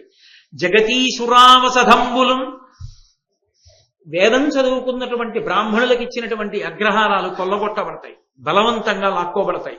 పావనాశ్రమ భూములను చెడి పాడగొన్, ఆశ్రమ ప్రాంగణాలన్నీ కూడా చెడిపోయి పాడైపోతాయి. ఇవాళ లేవు. ఇన్ని చోట్ల ఎన్ని ఆశ్రమ ప్రాంగణాలు ఎంత అసహ్యకరంగా తయారైపోయాయో. శుభవృక్షవల్లీ వనంబులు నాశమందు, శుభప్రదమైనటువంటి ఫలితాలు ఇచ్చేటటువంటి చెట్లని తీగల్ని నిర్దాక్షిణ్యంగా నరికేస్తారు. ఆ చెట్లు ఉండవు. కలి ప్రచారమునందు దుస్త్రీ విహారము మద్యపానము చెల్లు బెల్లుగా నెల్లడం. ఎక్కడ చూసినా లోకంలో ఇద్దరి గురించే చెప్పబడుతూ ఉంటుంది. దుస్త్రీ విహారము, అందగత్తే అయిందా అంతే, ఆమె వ్యాపారానికి సిద్ధమైపోయింది అయిపోతుంది. అదే లోకంలో ఎప్పుడూ చర్చింపబడుతూ ఉంటుంది. అవే ఎక్కువగా కనపడుతుంటాయి. మద్యపానం, సందుకి 4 అవే ఉంటాయి. కాబట్టి మద్యపానం, చెల్లు బెల్లుగా నెల్లడం, కలి ప్రభావం ఎక్కువైపోతోందని గుర్తు ఏమిటి అంటే అలాంటి లక్షణాలన్నీ వస్తాయి. ధర్మరాజా, ధర్మం గురించి అడిగేవాడు, ధర్మ ప్రచారం చేసేవాడు, ధర్మాన్ని స్థాపిద్దామనేవాడు ఉండడు. లోకం అలా తయారైపోతుంది క్రమంగా. ఆ సమయంలో ఇక బాగా కలియుగం ప్రబలిపోయి పూర్తిగా అధర్మం వైపుకి వెళ్ళిపోయిన తర్వాత శంబళ అనేటటువంటి గ్రామంలో అప్పుడు విప్రుని యొక్క కులంలో విష్ణుయశుడు అన్న పేరుతో శ్రీ మహావిష్ణువు ఆవిర్భవిస్తారు. అది కల్కావతారం. కల్కావతారం రాలేదు, కల్కావతారం వస్తుంది. ఆ అవతారం ఎప్పుడు వస్తుంది అంటే పురుషుడి ఆయుర్దాయం 16 ఏళ్లే అయిపోతుంది. ఏ పురుషుడు 16 ఏళ్లకి మించి బతకడం. అది కలియుగాంతపు లక్షణాలు. అందుకని ఇప్పుడు బెంగ పెట్టుకోవలసింది ఏం లేదు. ఇప్పటికీ వేదాన్ని నమ్ముకున్న వాళ్ళు ఉన్నారు, దేవాలయాలున్నాయి, ప్రవచనాలున్నాయి, ఉత్సవాలున్నాయి, పూజలున్నాయి, చక్కగా సేవలు జరుగుతున్నాయి. ఎన్నో దేవాలయాలు అద్భుతంగా ఉన్నాయి. వెంకటాచలం లేదా, శ్రీశైలం లేదా, ఎన్ని దేవాలయాలు అద్భుతంగా నిర్వహింపబట్టలేదు. కాబట్టి ఇప్పుడు అన్నీ ఉన్నాయని బెంగ పెట్టుకోవలసిన అవసరం లేదు. కానీ ఒక పురాణం చెప్పేటప్పుడు అందులో ఉన్న విషయాలు చెప్పడం నా కర్తవ్యం, అందుకు చెప్పాను. కాబట్టి మీరు బెంగ పెట్టుకోక్కర్లేదు. ఇప్పుడే అన్నీ ఏవో వచ్చేసాయి అనుకోక్కర్లేదు. కొన్ని వచ్చాయన్నది రాదు, నేను దాచకూడదు. కాబట్టి ఆ విష్ణుయశుడు అన్న పేరుతో అప్పుడు వస్తాడు కల్కి అవతారం. ఆయన పుడుతూనే ఆయనకి సకల శాస్త్రములు వేదములు ఆయనకి భాషిస్తాయి. ఆయన ఈ జగత్తుకి సార్వభౌముడు అవుతాడు. అయి దుష్టులందరినీ నిర్మూలిస్తాడు. అప్పుడు కలియుగాంతమునందు కృతయుగం ప్రారంభం అవుతుంది. ధర్మము 4 పాదముల మళ్ళీ నడుస్తుంది. కృతయుగం ప్రారంభం అవగానే కల్కి అవతారం అశ్వమేధయాగాన్ని చేస్తుంది. అక్కడతో కృతయుగం ప్రారంభం. కాబట్టి ధర్మరాజా, యుగాలు ఎలా ఉంటాయి, ప్రళయం ఎలా ఉంటుంది అని అడిగావు కదూ. ఇన్ని యుగాలు చూసిన వాణ్ణి కనుక రాబోయేది కలియుగం కనుక ఆ కలియుగం ఎలా ఉంటుందో కూడా నీకు చెప్పాను. ఒంటి పాదం మీదే ధర్మం ఉంటుంది అన్నాను కాబట్టి దాని లక్షణం ఎలా ఉంటుందో నీతో చెప్పాను. ధర్మరాజా, నీతో ఒక్క మాట చెప్తాను, బాగా జ్ఞాపకం ఉంచుకో, ఎప్పుడూ దీన్ని పాటించు అని. ధరణీసురులకు ఎప్పుడు గర నిష్టము చేయుమయ్య కౌరవ వంశోత్తర విప్రుల సంతుష్టింబరసిన ఏకురు అశేష పుణ్యఫలంబుల్. బ్రాహ్మణుడు కనపడితే గౌరవించడం నేర్చుకో, బ్రాహ్మణుడు కనపడితే నమస్కరించడం నేర్చుకో. దాని వలన నీకు సకల ఫలములు కలుగుతాయి. ధర్మరాజా, బ్రాహ్మణుడంటే ఎంత విశిష్టమైన వాడో నీకు ఆఖ్యానం చెప్తాను. ఒకప్పుడు అయోధ్య నగరాన్ని పరీక్షిత్ అనబడేటటువంటి ఒక రాజు పరిపాలిస్తూ ఉండేవాడు. పాండవ వంశంలో పరీక్షిత్ కాదు, ఆయన చిట్ట చివరి వస్తాడు, ఇంకొక పరీక్షిత్. ఆయన పరిపాలించేటటువంటి రోజుల్లో ఆయనకి వేట అంటే చాలా తమకం. వేటకెళ్ళాడు. అక్కడ ఒక స్త్రీ నిలబడి ఉంది, ఆమె జవరాలు. ఆమెని అపేక్షించాడు. ఆమె అంది, నన్ను వివాహం చేసుకుంటానంటే నేను నీతో పాటుగా ఉంటాను. చాలా సంతోషమే కదా, మంచి మాట ఎందుగా. వివాహం చేసుకున్నాడు. ఆమె షరతు పెట్టింది, ఎప్పుడైనా నాతో జలక్రీడలాడాలని ప్రయత్నిస్తే అంతర్ధానం అయిపోతాను. వాడు మూర్ఖుడు ఆ రాజు, కాబట్టి అంగీకరించాడు. నీతో జలక్రీడ ఆడనన్నాడు. అబ్బో, ఆ ఉద్యానవనంలో ఎన్నో అంతఃపురాలు కట్టాడు, ఆ చంద్రకాంత శిలలతో వేదికలు నిర్మించాడు, ఎన్నో తోటలు కట్టించాడు, పూల మొక్కలు వేశాడు. ఆ భార్యతో కలిసి వాటిలో సంతోషంగా తిరుగుతున్నాడు. ఆమె పేరు సుశోభన, మంచి పేరు పెట్టుకుంది ఆవిడ, సుశోభన.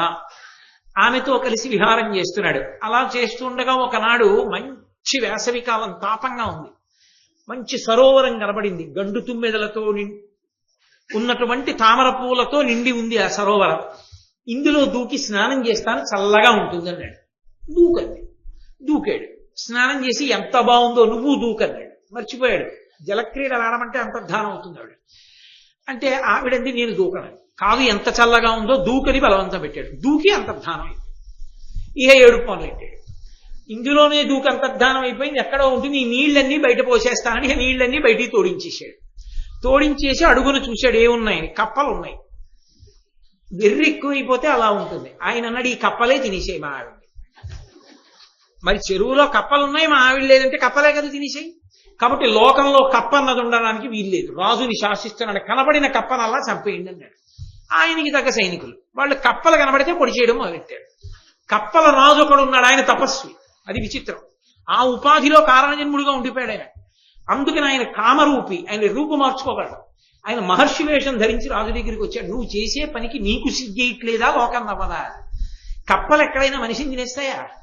సరోవరంలో మీ ఆవిడ్ని దూకమన్నావా? దూకిందా?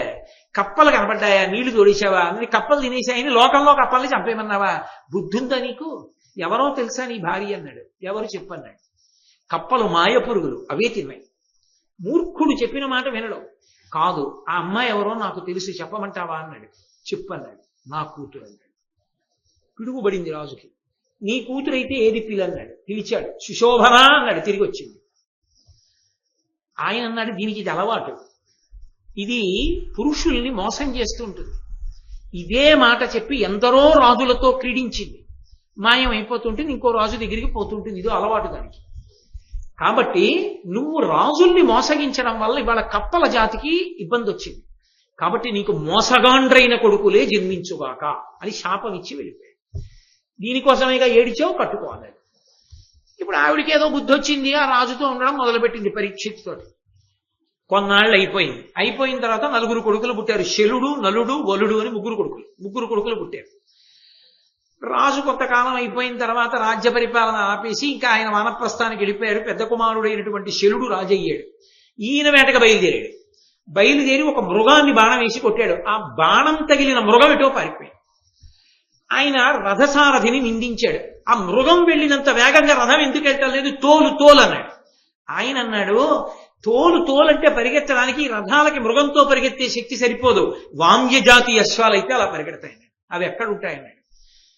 ఆ అశ్వాలు దొరకాలి అంటే ఇక్కడే ఉన్నారు వామదేవుడు అన్న మహర్షి, ఆశ్రమంలో తపస్సు చేసుకుంటున్నాడు. ఆయన దగ్గర ఉన్నాయి ఆ గుర్రాలు. అయితే ఆశ్రమానికి పోని అన్నాడు.